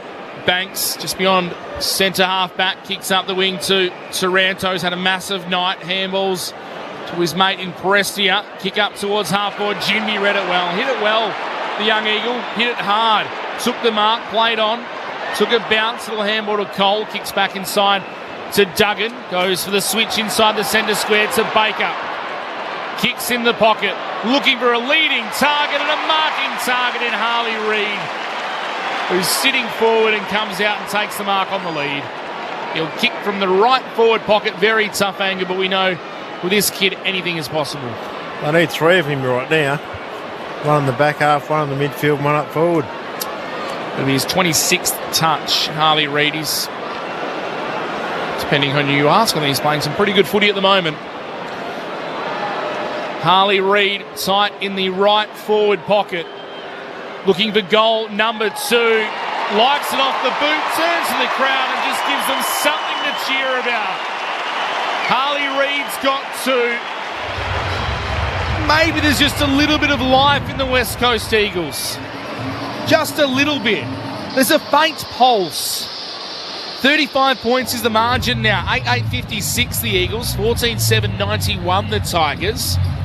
Just a little pulse. I reckon House would find it hard to get a pulse out of him, but that was what you expect from Harley Reid. House couldn't diagnose this. He would be completely confused like Sharad Wellingham is. What about look, that inside 50 from Baker was the first inside 50 that was out in front of the forward who was able to run onto it, and Reid finding the space deep inside the forward 50. Well, not really too deep, was it? But it was a long way out. They're still having to have those shots. I mean, he was pretty much out on the boundary, 40 out, but they're going to have no chance taking those shots. They've got to get it more central in the corridor. Good start, though, for this term. They have kicked 3 goals and held Richmond scoreless. They remain stuck on 14-7 as they were at three-quarter time. It'll take something almighty from here, though, but nonetheless, can't believe still some of the unwarranted criticism that goes Harley Reid's way. He's taken the advantage, taken the most of those 2 chances he's had. 25 odd touches as well. From the restart, it comes down into the direction of Hall. He's tackled here by Ross. And Harley's playing as a forward, but coming and getting involved in the stoppages, starting on the defensive side and trying to make his way through. Ball for the loft. One down by Nankervis. Comes to Ross for the Tigers, to Taranto. Kicks Richmond in the direction of right half forward. McCarthy up against Mansell. The ball bounced beautifully for the Tiger. Mansell gathered, sent it inside forward 50. Jindy spilled it down. Spills its way to Sonsi, who just misses, running it along the ground. Misses to the right-hand side. A minor score. Their first of the quarter. 14-8-92. That's the Tigers. 8-8-56 the Eagles. 16 gone in the last. The Eagles are playing some attacking footy in this fourth quarter because they've got nothing to lose. Hoff receives it from Cole up the middle. Little handball to Baker. Now to Reid. He is probably too far out to score. He's 65 from home. Harley Reid spears a kick inside the forward 50 and finds the chest of a Richmond defender. Well, I'll tell you why Harley Reid got a shot at goal, because he ran and led, and no one led at the kicker then.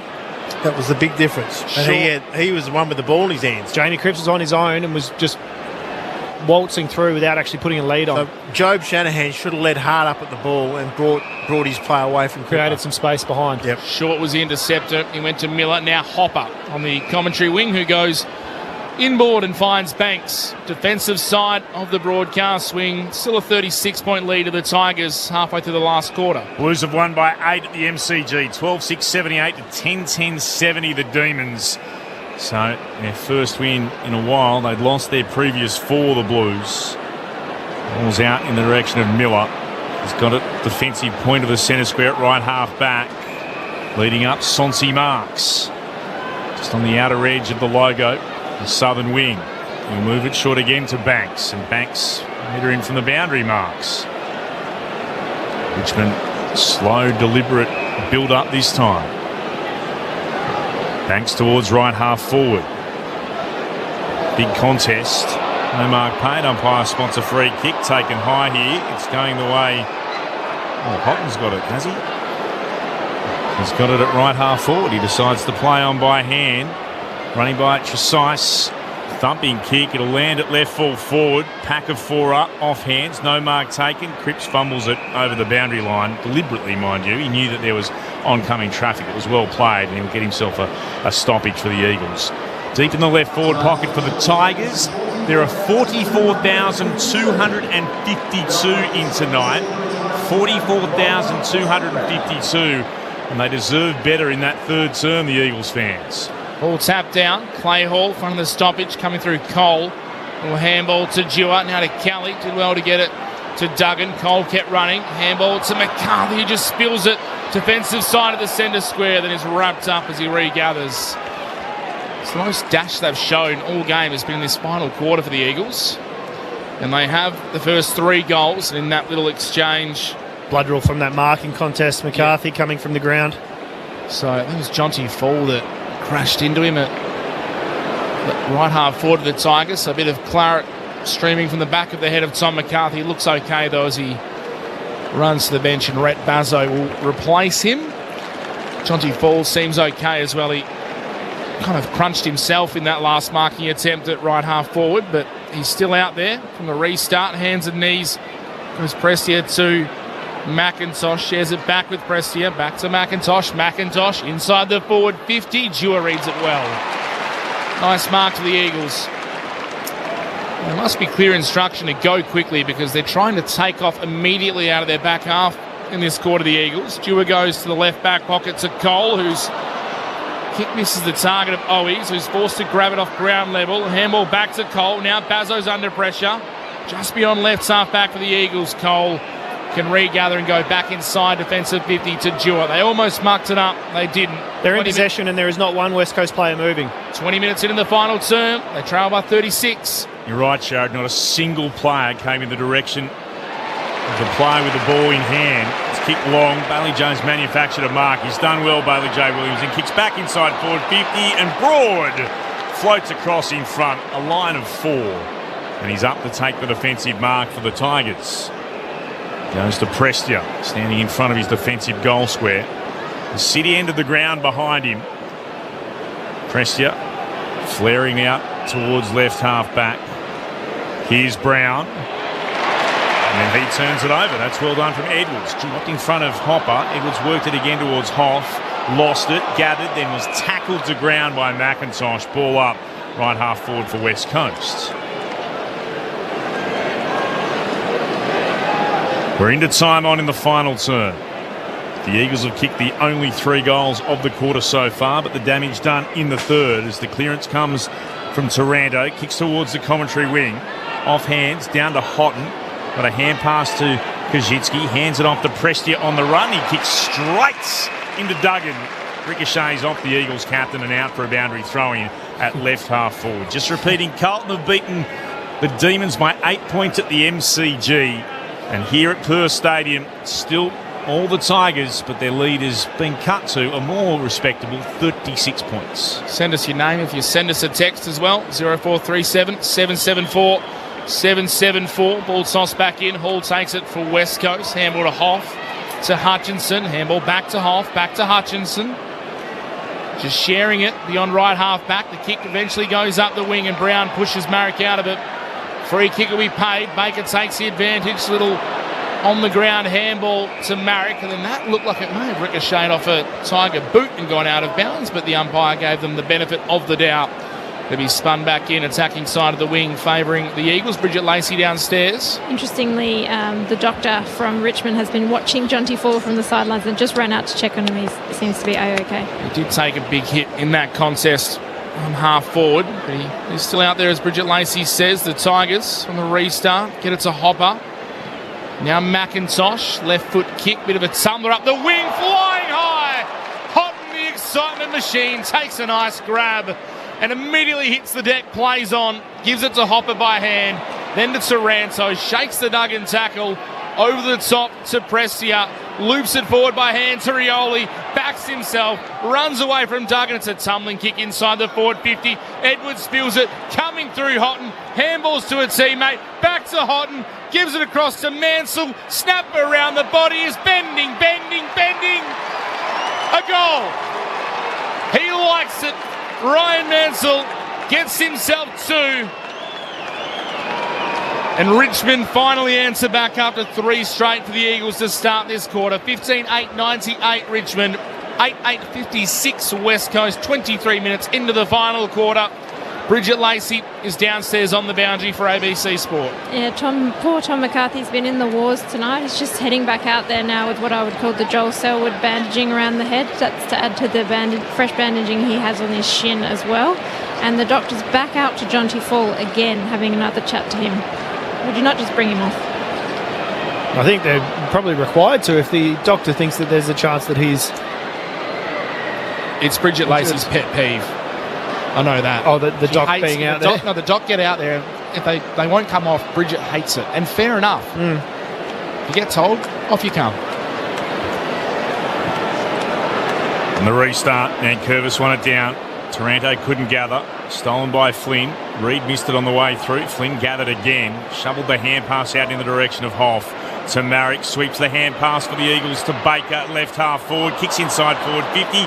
Can't get it over the top of Broad, who takes the defensive mark. Goes right back towards fullback. Chance for Banks.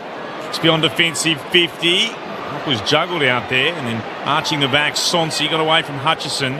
Kicks across half back again, and Ross marks and tells all his fellow Tigers just to ease down for a second. We've got time to play with here. And he goes towards short, still at left half back for Richmond.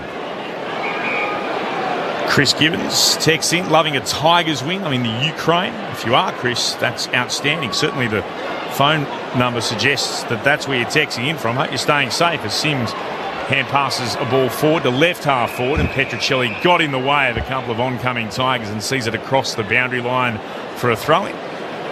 15-8-98 the Tigers, 8-8-56 the Eagles, 25 gone in the last. If you're a West Coast fan, let us know what you've been making of this performance tonight. 0437 774 774. We'll run through plenty of texts in the postgame. The Tigers, from the stoppage, extract it off to Taranto, who put a lot of purchase off a standing start from 45, but he misses it. Couldn't get himself a fourth goal. Tim Taranto, minus score, margin 43 points as the Eagles go quickly through Jinby. Oh, and he turns it over, stolen away by Rioli. They move it short into the right forward pocket, and Mansell marks. Great effort from Rioli, who kept at it, and then Fall, who, as we knew, stayed out there, was involved, and he was able to go short to Mansell, marking, let's say, 35 out from Richmond's attacking goal. Slightly worse than a 45-degree angle to the right. Now, Ruben's just got to work out something there. Just bang it as far away as you can, mate, and get out of the danger zone. Don't run 30 metres and go short 10. Just get it to the wing to a one-on-one. Mansell looking for his second. He converts to the joy of the Tigers army. Mansell gets his third, I beg your pardon. 16-9, 105. Richmond, 8-8-56 the Eagles. 26 gone in the last. Mansell with 3 goals. Of course, he kicked the previous one as well. It's just, again, probably more like the scoreboard should be, up to a 49-point lead at the 27-minute mark of the last. I just had a big sigh on air, but they're coming in too fast to write them down. That's the problem. No, it's all right. I had him down for 2, and then I suddenly realised I didn't write down the previous one. That's what I mean. They're coming in too quick. Ryan Mansell, he's got 3 now. 16-9, 105. West Coast 8-8-56. And there would be less than a quarter of the crowd who started here tonight left in the stadium. It's comfortably Richmond's biggest win of the season as the Eagles try to just tumble the ball out of the stoppage. Hoff is wrapped up at centre half forward. Yeah, it's comfortably their biggest score. First time they brought up the 100 points this season. And this is the biggest exodus I've seen in a couple of years from West Coast fans. Yeah, they are leaving in droves. Number. It's Harley Reid tries to tap it to a teammate from the stoppage. Stolen by Baker. Off to Owies. Back to Reid. Left forward pocket ball just past his outstretched arms. Yeah, it's not great. If you are a West Coast Eagles fan. And they've been so loyal and they've given such great support.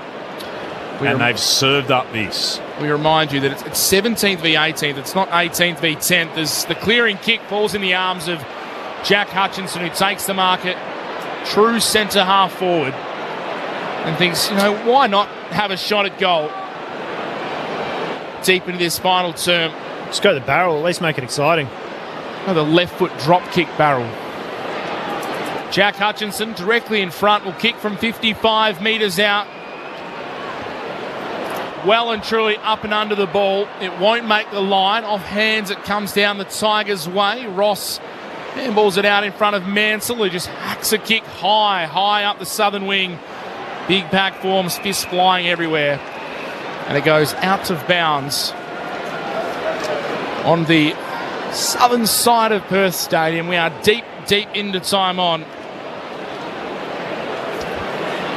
Ball's going to be spun back in. It's not their biggest loss of the season by any margin, but it's been their most disappointing, the Eagles. Tigers fans will be rejoicing. They're going to pick up another win. They'll go back-to-back and they'll get their 5th victory of the season. And they do continue the show of all the clubs in their rebuild mode. And probably the one that you'd like to be on at the moment, Richmond. Throwing up again. Nankervis palmed it down on the southern side of Perth Stadium. Taranto shoveled it out to Prestia, got it back to Taranto. He gathers on the bounce, then kicks back down the wing towards right half forward. Edwards spoils it away from Kajitsky. Baker can't keep it in on true centre wing. We'll have ourselves a throw-in. 16-9, 105. First time the Tigers have brought up the three figures this year. Their previous best was 90 points. 8-8-56 the Eagles. 29 gone in the last. Ball thrown in again. Comes out through Vlosten. Got it to Hopper. Steps away from his opponent in Hoff. Hopper will kick back down the line. Bazzo will give away a free kick. Just shoves Sims out from underneath it. Sims will go back to pick up the footy. The damage was done in what was an insipid third term from West Coast. Richmond kicked 8 goals to 1, and they have romped away tonight. The Tigers by 49 points, 16-9-105 to 8-8-56. Fighting fury, we're from Tigerland. In any weather you will see us with a grin, risking head and shin. If we're behind then never mind, we'll fight and win, for we're from Tigerland. We never weaken till the final siren's gone. Like the tiger of old, we're strong and we're bold, for we're from Tiger. Yellow and black, we're from Tigerland. So back-to-back wins for Richmond, and they claim what is their 5th victory of the year. They led by 5 points at quarter time, by 9 at the half, stormed away to lead by 53 at three-quarter time to go on to win by 49 points. The Tigers win in the West. The Eagles have another week of soul-searching in what is no doubt their worst performance of the year. 17th beats 18th in the West. The Tigers by 49. Tigerland, a fighting fury, we're from Tigerland. In any weather you will see us with a grin, risking head and shin. If we're behind then never mind, we'll fight and win, for we're from Tigerland. We never weaken till the final siren's gone. Like the tiger of old, we're strong and we're bold, for we're from Tiger. Yellow and black, we're from Tigerland.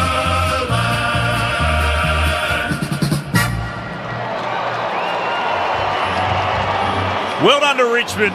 They came across into a stadium where they would have realised the vast majority of the 44,000 plus here thought their team was due for a victory, and they've emerged with another win in season 2025. They go to be 5-13 from their 18 games. The goal kickers for the Tigers: Mansell finished up with 3, Taranto with 3, 2 to Hopper, 2 to Fall, 2 to Campbell, singles to Sonsi, to Sims, to Nankervis and to Short. For West Coast, 2 to Harley Reid, 2 to Liam Ryan, singles to Cripps, Hall, Williams and Shanahan. 16-9-105 to 8-8-56. Dreadful performance from West Coast. I don't want to take anything away from the Tigers. They're a club that's also in a rebuilding mode, but they made West Coast look second-rate from half-time onwards, really. Terribly disappointing performance from them. We would love to hear from you wherever you happen to be. 0437 774 774. Let us know your thoughts. If you're a Tigers fan, you've got every reason to be pretty happy about the way that you've come across to the West and got the win. If you're an Eagles fan, did you take anything out of that last quarter? A bit of a fight back when they kicked those 3 goals to start. Other than that, what was there to celebrate? But potentially a goal of the year contender from Liam Ryan. Really keen to know what you made of all of that. For what is just the most loyal supporter base, for all the criticism they got through the so-called Chardonnay years, they have stuck fat with this football club that has won just 11 games in the last 3 and a bit seasons. They deserve better tonight up against the team placed in 17th. Sharad Willingham, Chris Waterman, you both played for this club. You know how proud this club is. You know how great these fans are. That simply wasn't good enough tonight.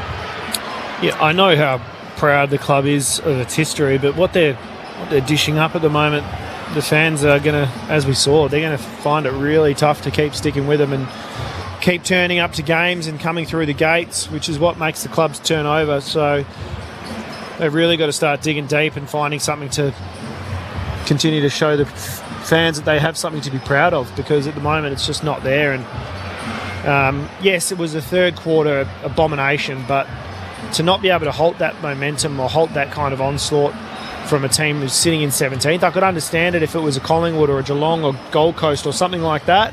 Yes, I can understand an absolute domination through a quarter where a team gets its back up and, you know, really starts taking it to you.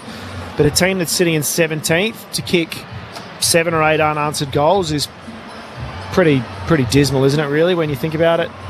My biggest concern was the amount of senior players they had compared to West Coast. Just outweighed them way too much. I mean, Liam Ryan's been in and out and up and down a bit this year, so's Kelly, in different form. When you look around the ground, we just got no senior players at all. I mean, our best player's a 20-year-old kid leading from the front. And that's where the club, unfortunately, has been put in this position with some injuries and... Okay, well, don't bring in Tim Kelly like exactly after right. one Yeah, game. that was the question that a number of people said to me. Where are we at? See, this is the thing with Richmond. They're ahead of the curve with their rebuild. They went straight into it and said, "Okay, we're going to appoint this new coach. We're going straight for the draft." Yeah, and took their pick. So, West Coast are behind the 8 ball. They wasted 2 to 3 years. Yep, not making a decision on the coach prior, so they're 3 to 4 years behind. Now that they've done that, they've just got to go. If people want to leave, just let them go and go to the draft and do what Richmond did. And they didn't even have Smiley or Lawler out there, who are their two probably most... Yeah, that's right. So go and get them.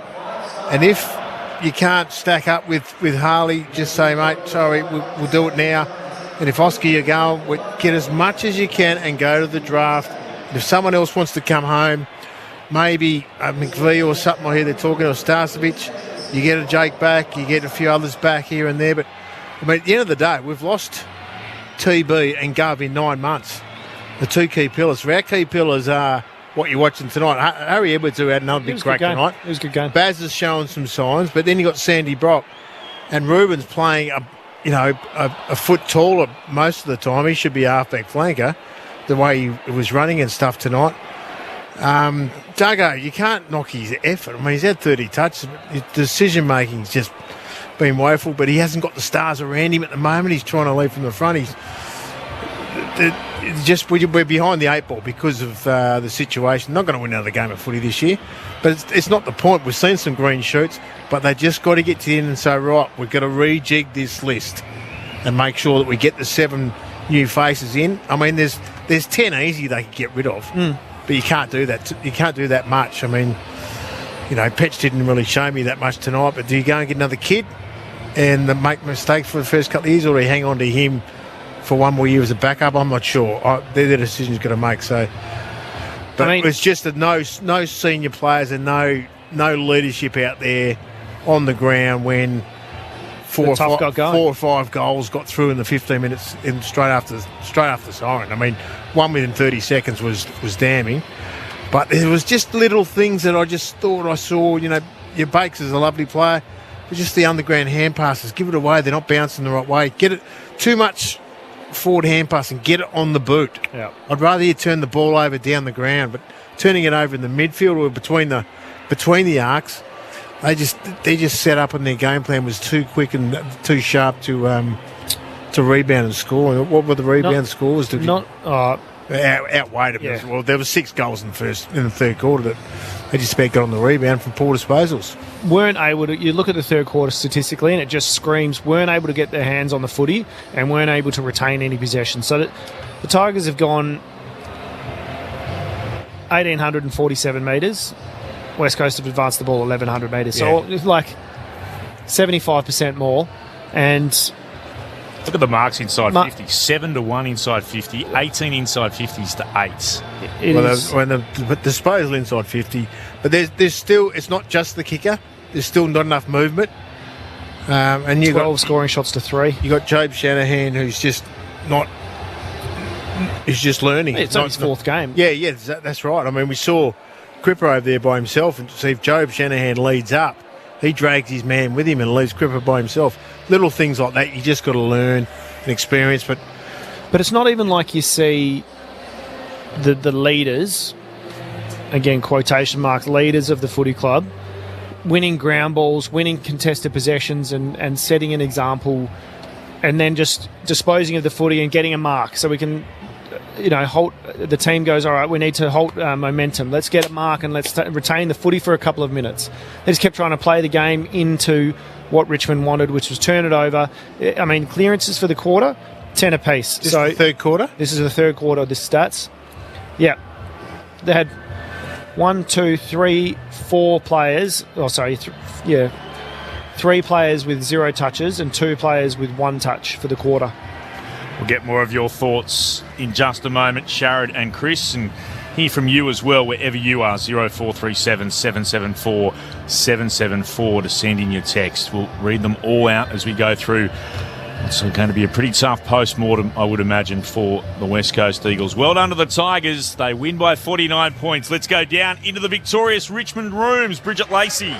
Yes, it's a big cheer let out as the players walked in, led by Camden McIntosh, of course, one of the local boys in this squad. And there is a very nice contingent who've come down to celebrate with this Richmond side after their 5th win of the season.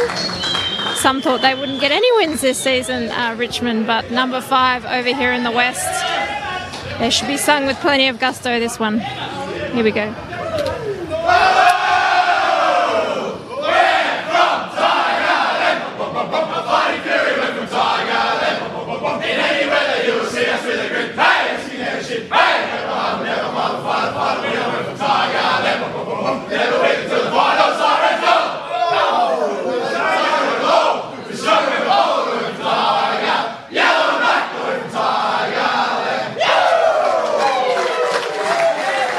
It's a good song, that one, isn't it? And that was sung well by the players. We should have a player very shortly. Thanks, Bridget. Back to you when we can. We'll keep an ear out downstairs. Just repeating full time, 16-9, 105. Richmond West Coast, 8-8-56. A 49-point win to the Tigers. In the other game tonight, the Blues got home in the end by 8 points over Melbourne, 78-70, 12-6 to 10-10. And I did need to bring you the score. The Brisbane Lions. How well am I going tonight?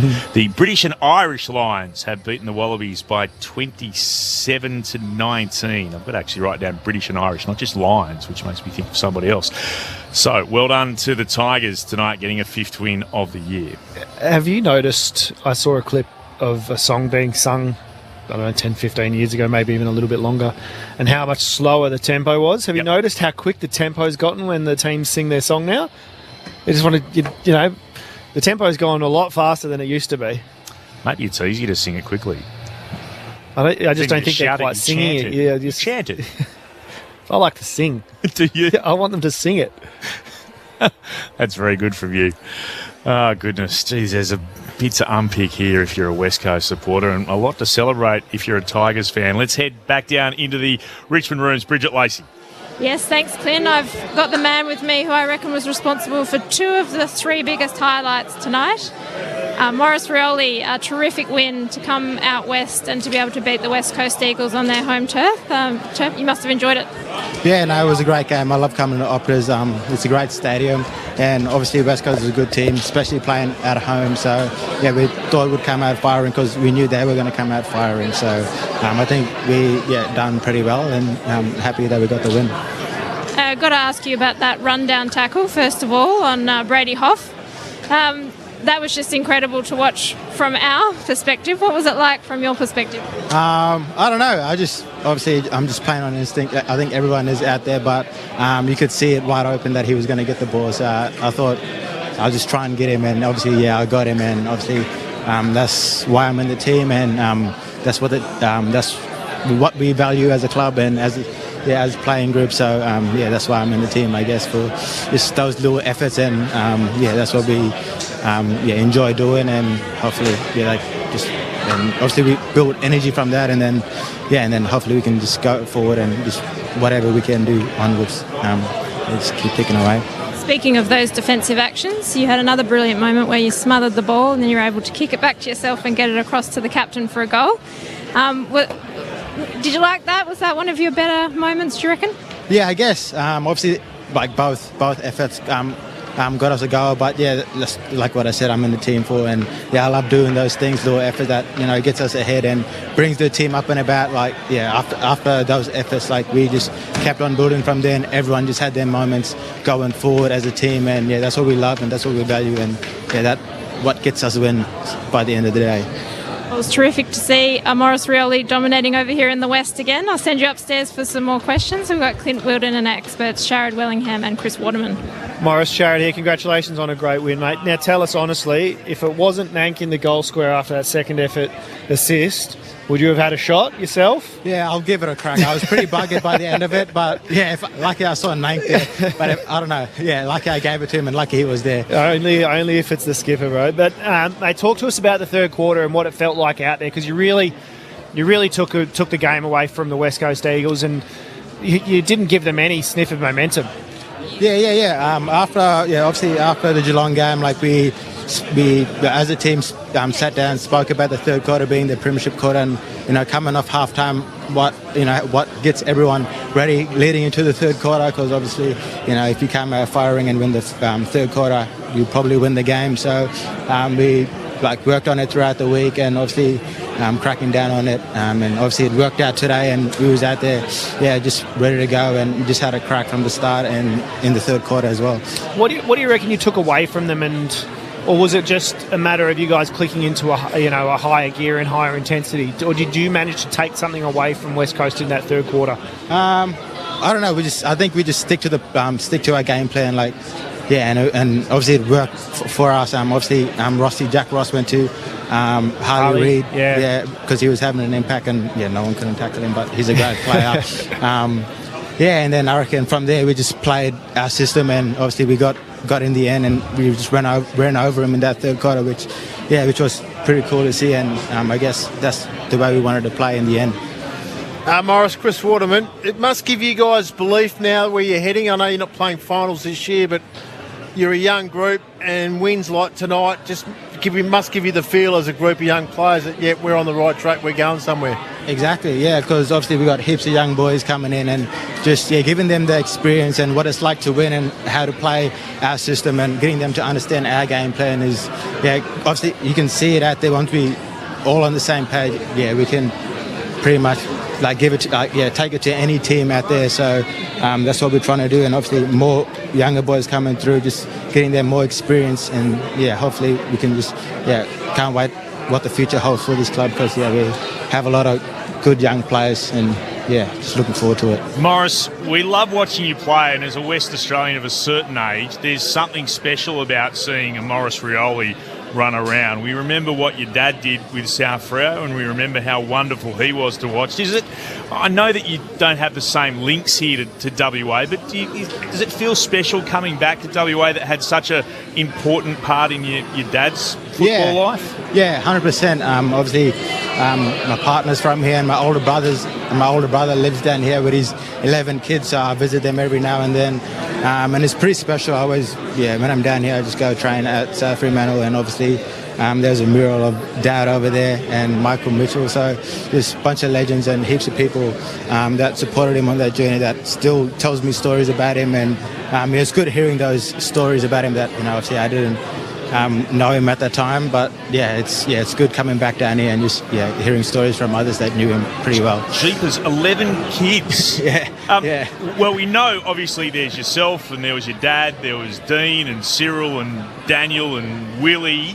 Are there any other Riolis on the way through you can tell us about we should be looking out for in the next couple of years? I'm not sure. There's heaps of us, but if they're willing to move from the Tiwi Islands down to down south where it's pretty cold, hopefully they can give that a crack. But we'll just see how it goes from there. But I'm not sure. Couldn't tell you. There's plenty of us, so whoever can give it a crack and move away from home, will give them the best chance to set themselves up. Footy's always better when there's a Rioli running around. You were part of the Indigenous All-Stars game that was here in Perth at the start of the year. Can I ask you just your thoughts on that, how important it was to be involved? And do you think it's something that we should have every year, every second year? What do you think's the right amount of time to go between Indigenous All-Stars games? We loved it as a spectacle, but we also don't want to overcook it. What do you think? Yeah, it was pretty special. Obviously, like all the Indigenous boys, no matter where you're from, I think Michael Walters said it pretty well. Like, we all really connected. Like, even out on the field playing against each other, we always say good day, have a chat after the games. But yeah, it's pretty special.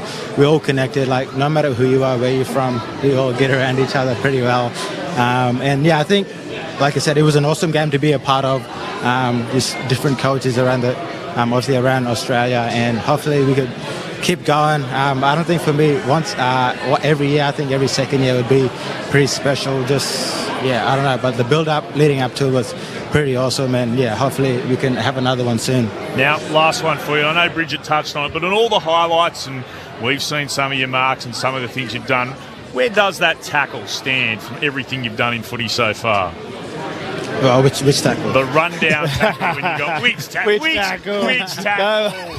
Come on now. I don't know. I think that's. I don't know. I don't know. Have you seen a still of it yet down there? Has anyone showed you a still of you like leaping? No, not yet. But that's going to be a good grab. If you see a still of it, maybe chuck it up on your socials. Just the Supermaning out, grabbing the jump part. Chris Waterman, dual premiership player, described it as the chase of the decade. Well, there you go. It was terrific to watch. I hope you get a look at it real soon. Thanks for talking to us. All good. Cheers, lads. Thank you. Good on you. Morris Rioli downstairs. It's one of the great moments of this season. I love those ones when everyone in the stadium can see what's happening except for the bloke with the ball. And like... And it didn't matter which team you barracked for. Everyone just went, oh. Everyone sort of applauded it. It was like, didn't see that. I'm with you, though. He doesn't pass that off unless it's the captain in the goal square. Has a shot. For sure. And it would have been an amazing goal if you'd been able to convert. No one's in the goal square. He's probably changing his angle. He's running a little bit more straight towards the boundary, and he's dribbling it along the ground as a little check side roll in. He's becoming match hardened, Morris, too. He used to be gassed really quick in the game. Up and back fitness, he's moving around the ground a lot more now, and he's putting more pressure on, so it's good for him. And that ability to do that second and third effort. So he used to be able to do that one massive effort, and then he'd be pretty spent. Then he'd be hands on hips and walking, but now he's chasing and tackling and putting pressure everywhere and getting the ball. He had 13 or 14 touches too, apart from the other couple of things. His two best things, he hardly even touched the ball. But no, he's looking like a really solid, good player now, and that's we were talking about it. That's why they're a couple of years ahead of West Coast. They've got the hardened bodies starting to come through. By the way, let's stick with Richmond for a moment. Adam Uze, post-game, spoke to Fox Footy. Will Schofield began by asking him about how important getting the win was. Let's have a listen to Adam Uze. I'm here with the coach, boys. Adam, you must be really happy with how the boys played tonight. Yeah, no doubt. The first 15 minutes was on for young and old, and they dominated most things. But the response, Morris Rioli's run-down tackle, I think, sparked the boys. But yeah, we knew coming away as a young group, these sorts of wins are really important. So really proud. I was going to ask you about that. I've got some vision to show you of Morris's run-down tackle. That's got to be tackle of the year, I think. Talk us through this and what it means as a coach. Yeah, you can see him coming from a mile away, and he does it every week. But what it does is create spirit and energy for our boys, and it's. He spent a month in VFL, and he knew that he wanted to get back and what he needed to do, and he's really clear with that, and that's what he does. He brings that, and not only that, he's starting to really get some or maximise his possession. So really proud of him, but like I said, really proud of the boys. Should be really proud of what Morris Rioli did with that tackle. It was terrific as the Tigers way too good for West Coast. 16-9-105 to West Coast 8-8-56. We'll head down into the Eagles' rooms very, very shortly. Have a listen downstairs. Mitch Turner's headed down there. But first, a couple of text messages. This is for you, Sharad, from Martin in Windsor. They're a football team, not a choir. No. Come on, Martin. Don't you want his hear the team that wins singing it with gusto, not just going getting through it. No, I think Martin's making a point, which I agree with. They're a football team. They're not a choir. Well, they don't have to sing in tune. Well, that's just as well, really, all things considered. Talking about West Coast, Liz, so disappointing. I expected better. They should have played better. I'm just so disappointed. I'm basically sobbing. Cuts deep. That is from Liz. Jordan goes, do they need a proper assistant coach, West Coast? And Hinkley would be my first call. Piker's got to go. That's from Jordan. Tough to perhaps blame the CEO on the performance tonight, but there will be serious ramifications for the way that West Coast went about things. I don't mind the Hinkley call as an assistant. I mean, a huge wealth of knowledge and experience. He's going back to Geelong? Melbourne, and probably Geelong. Not the coach. No, he's not heading west. He's definitely. I know things can change, but he's definitely heading back in. He's got a number of jobs he can choose from over in Victoria, and there's a number of jobs he can have at the Geelong Footy Club. Not as senior coach though, but he could just about take his pick, I'm told. Jordan also says Harley Reid and Job Shanahan are only players worth anything at the moment. You'd give Reid $2 million a year. We're setting ourselves back 10 years if he leaves. G'day from the Traralgon Tiger. Good evening, fellas. Great call. Clint saying that the West Coast Eagles was the worst performance this season. It was 100% on the money. It was terrible. In regards to the Tigers, a gutsy effort from a team that some said may not win a game this year. Woohoo and go the Tigers. That's indeed what was said about Richmond. And yeah, they've been able to pick up now 5 victories for the season. And the bit that I know West Coast were awful, but to frank that win over the Bombers, one of your key rivals, and then back it up again, travel to the other side of the nation and win 2 in a row as a young team, that's a huge result. I've said a couple of times, and I think I've bored people silly with it on the forum on Sundays, when we've asked a couple of times this year, who do you think of all the rebuilding clubs has taken the, who would you like to be? Who's taken the biggest step forward this year? I'm still convinced it's Richmond. They went deep into the draft. Everyone they used to have drafted looks like they can play, and the best of them at the moment is, beset with a few injuries. But you do hope that Lawler gets it right, because he looks like he can play, and everybody else has been really impressive. They made the decision, as I was saying before, almost immediately. Yeah. And got it right. Went straight to the draft and got all those picks. And West Coast dragged their feet. Yeah, they dragged their feet for 3 years.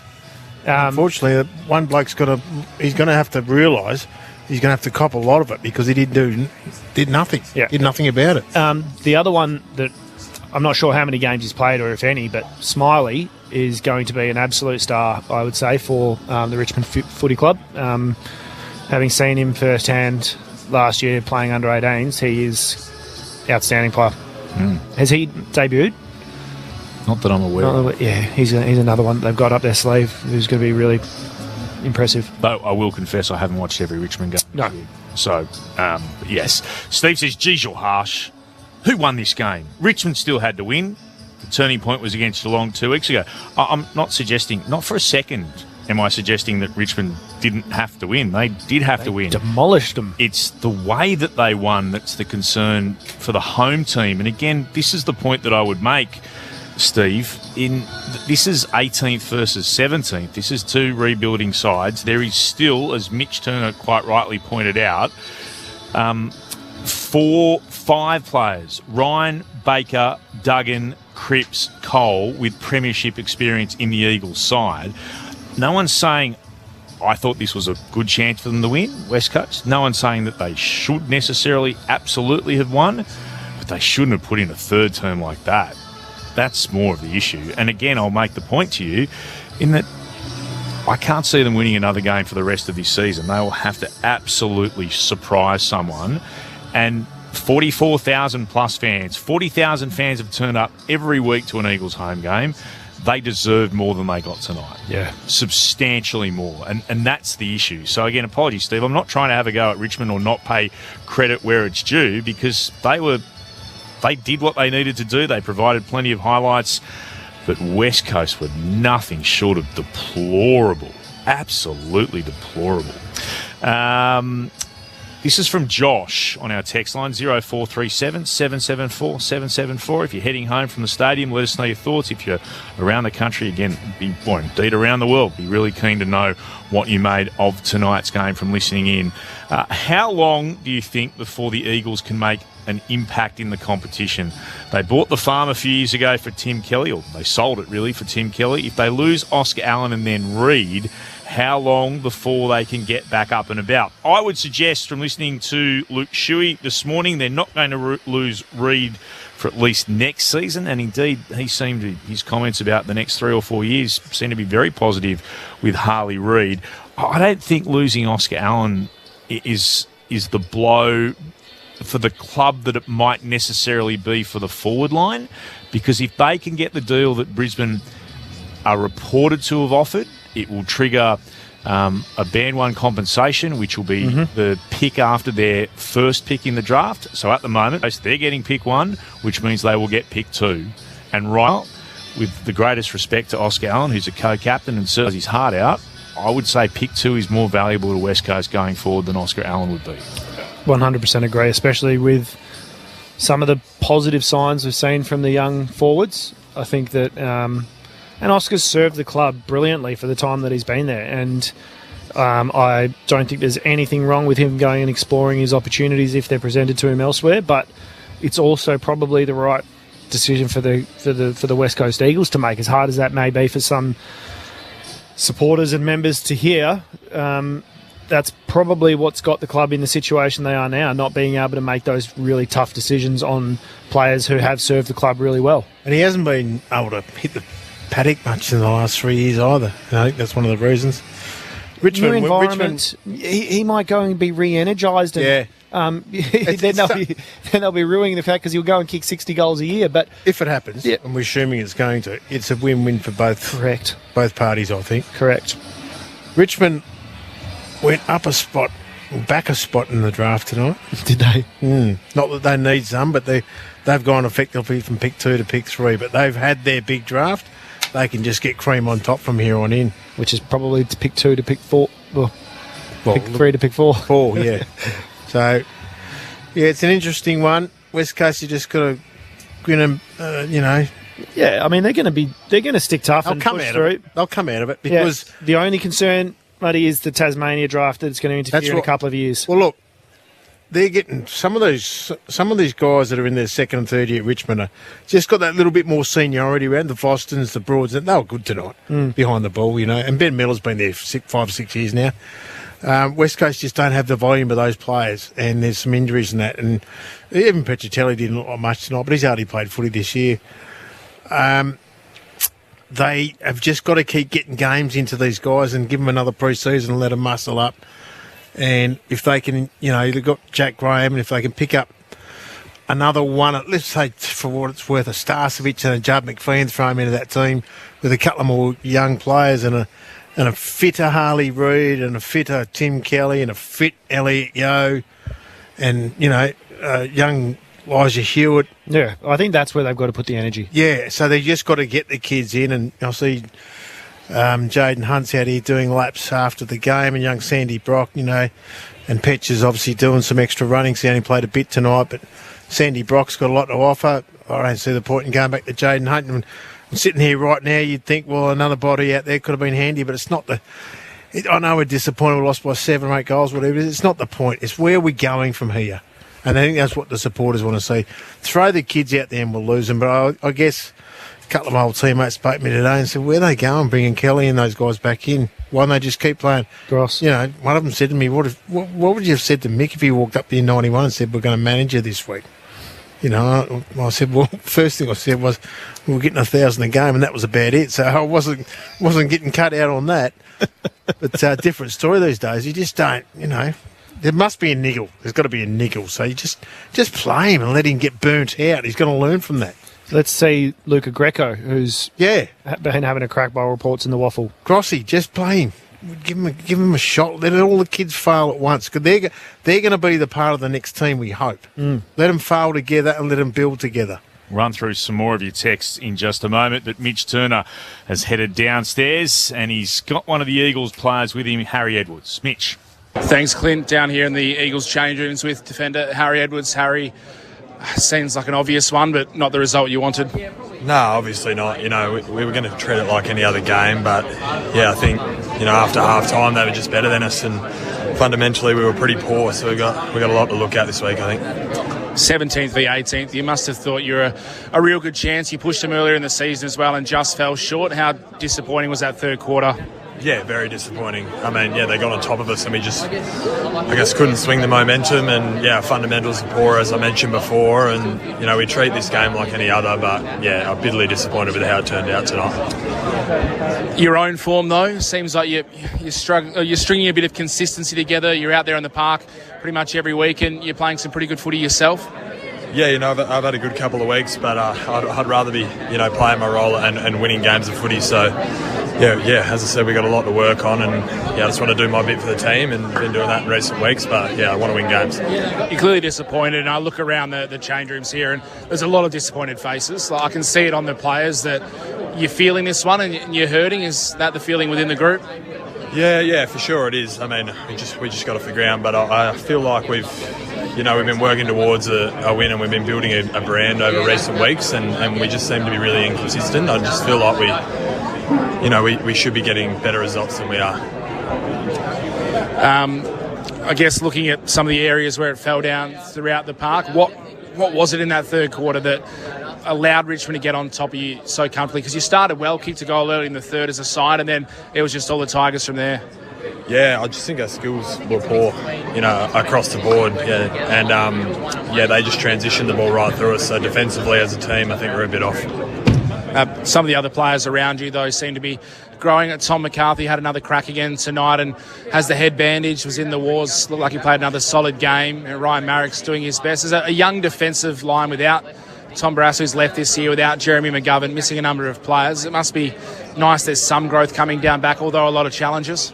Yeah, absolutely. Like, you know, there's going to be a lot of challenges when you've got a young group, and it's going to take a while for us to really nail our system. But yeah, I've seen a lot of growth from a lot of boys this year, which is a positive, I guess. Yeah. What will the review look like, do you think, on Monday? Is that going to be a tough one to go through? I think it will be, and I think a few boys will have a look at some things that went wrong, and we'll review it pretty hard. Still 44,000, I think it was in the end tonight here. The crowd keeps coming every single week, and this club's got a massive amount of support, but obviously they'd be disappointed with that result. Is there a thought spared for the fans that are sticking with you through this time? Oh, absolutely. They're incredible, and they deserve a win. And yeah, honestly, they deserve better than that, I think. Was there any talk? I know you say you treated during the week, but was there a feeling coming into tonight that this was a game you could get? Like, the Tigers have played good footy this year, but you've also played some good footy at times as well. You're at home. Was there just a vibe amongst the group that you were set for tonight? I don't think it was based on opponent. I think it's just based on the fact that we're building a better brand, you know, in the back half of this year. And as I said before, I just feel like we need results for what we're doing, and we're working towards that. So we'll see how we go in the remaining games. Harley's copped a lot of criticism in the media, basically since the day he stepped into the AFL, but over the last few weeks for just some of the undisciplined stuff, and your coach has commented on it as well and said, you know, he's trying to find the line. But I thought he was terrific tonight, had a massive first half, and probably played one of his better games for his career, and certainly this season.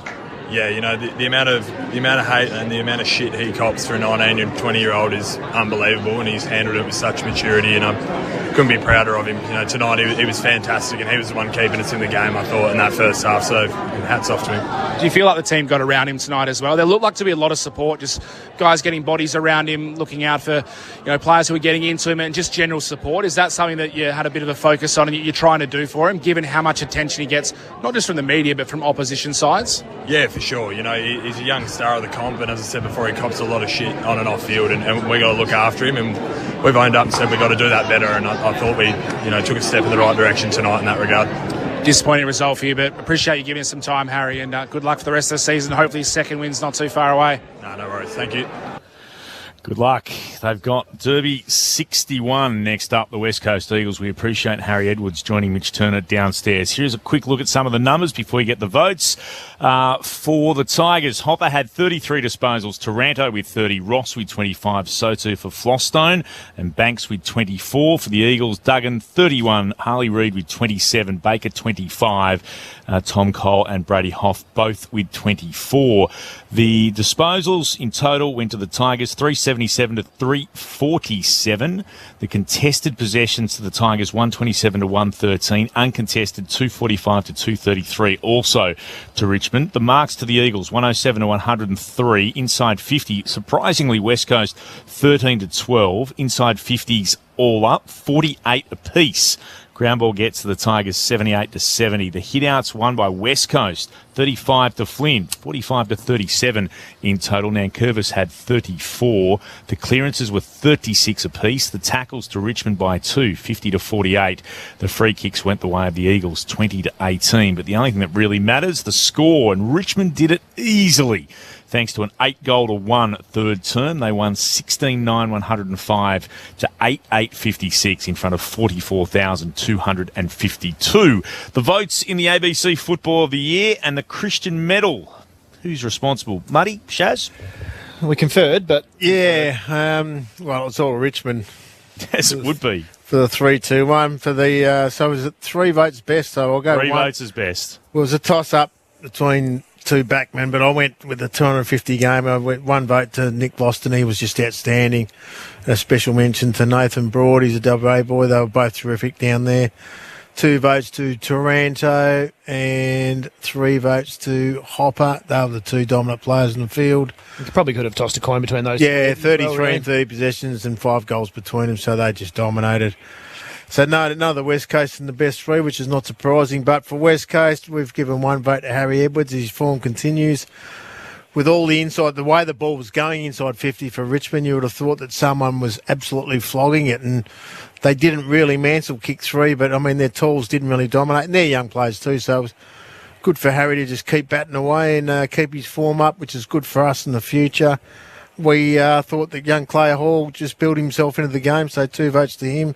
His craft around the ball and clearances is getting better, and he's improving with each minute he gets on the footy field. And obviously 3 votes to Harley Reid. He was quieter in the second half, but he's doing everything he possibly can, and he was the best player at West Coast by a mile.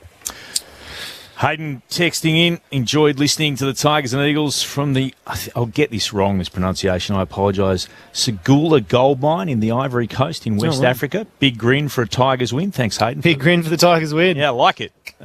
Sing that one, Shaz. And a correspondent from Toronto in Canada. Love listening to the Tigers game. Keep up the good work. And this from Kathy in Provence in southern France. Love the call, but not the score. Listening in. Thanks, Kathy, for getting in touch. Susie made the point at the end of the game. The fact that there wasn't 44,000 plus here at the end says it all. It was hard to watch. That it was. Dan says, any thoughts from you two? That's Chris Waterman and Sharad Wellingham, on the Victorian push for a draft lottery during the week this year. I'm assuming they're trying to push back West Coast's number 1 pick and probably number 2 when Allen goes. That's from Dan on the text line. Oh, I mean, nothing's going to happen this year, but No. I don't mind it. I don't mind it. Yeah, it wouldn't surprise from the start pushing now, but the Victorians, but draft lottery, so the lower you finish, the more draft entries you get, or sorry, like balls into the lottery you get. Yeah. I'd be for it if I genuinely thought that tanking was a real issue. And there have been the odd occasion where tanking has been an issue. I'm not sure it's the issue that we think it is. And I would also make the point, could you imagine West Coast with what we've seen not ending up with the number 1 pick? And then on top of that, if Allen goes, and I do say if Allen goes, on top of that, not the number 2 pick. Yeah. Like, they need all the help they can get. And if they're locked in now, I don't understand the logic, we've locked in the bottom team straight away. Yeah, because they're no good. They need the help of the draft. They do. That's why. Welcome back, by the way. Good job downstairs. I love running back up the stairs. It doesn't work because how annoying was it as people watching footy when West Coast had pick 1 as the worst side in the comp, and then with all the academy, all the father-son picks, their second pick as the worst team by a long way was about pick 29. Yeah. There was 27 other players picked in between their second pick, which just, how does that help a side? That is where West Coast is. So it's off the back of their draft trading. No, but the draft is literally made so the worst teams can top up their talent straight away. Like, might as well give the Premier the top pick if you're not giving to the bottom side. It's to even up the competition. That did happen in the draft, in the NBA draft, didn't it? Yes, it did. It happens all the time. The worst side rarely gets the top pick. Thanks very much, Mitch. Great job downstairs. Thanks for running back up. Muddy, well done filling in. Best wishes to Cara Antonio, who was unavailable today. And Sharrett, always good to see you. Thanks for having to me. Bridget Lacey, terrific stuff as well downstairs. That wraps it up. Thanks for everyone who got involved on the text line. Hopefully you can do it again tomorrow. Join us from 11 in the west, 1 in the east for the Sunday Footy Forum. Before that, Sunday AFL with Matt Clinch from 10 o'clock or 12 o'clock, wherever you happen to be. Big games, Geelong, St Kilda, Collingwood, Freo will be enormous. And then Adelaide and Gold Coast as round 19 wraps up in the AFL. Repeating tonight here in the West, the Tigers by 49 points over the Eagles. Clint Wilden saying, thanks for listening.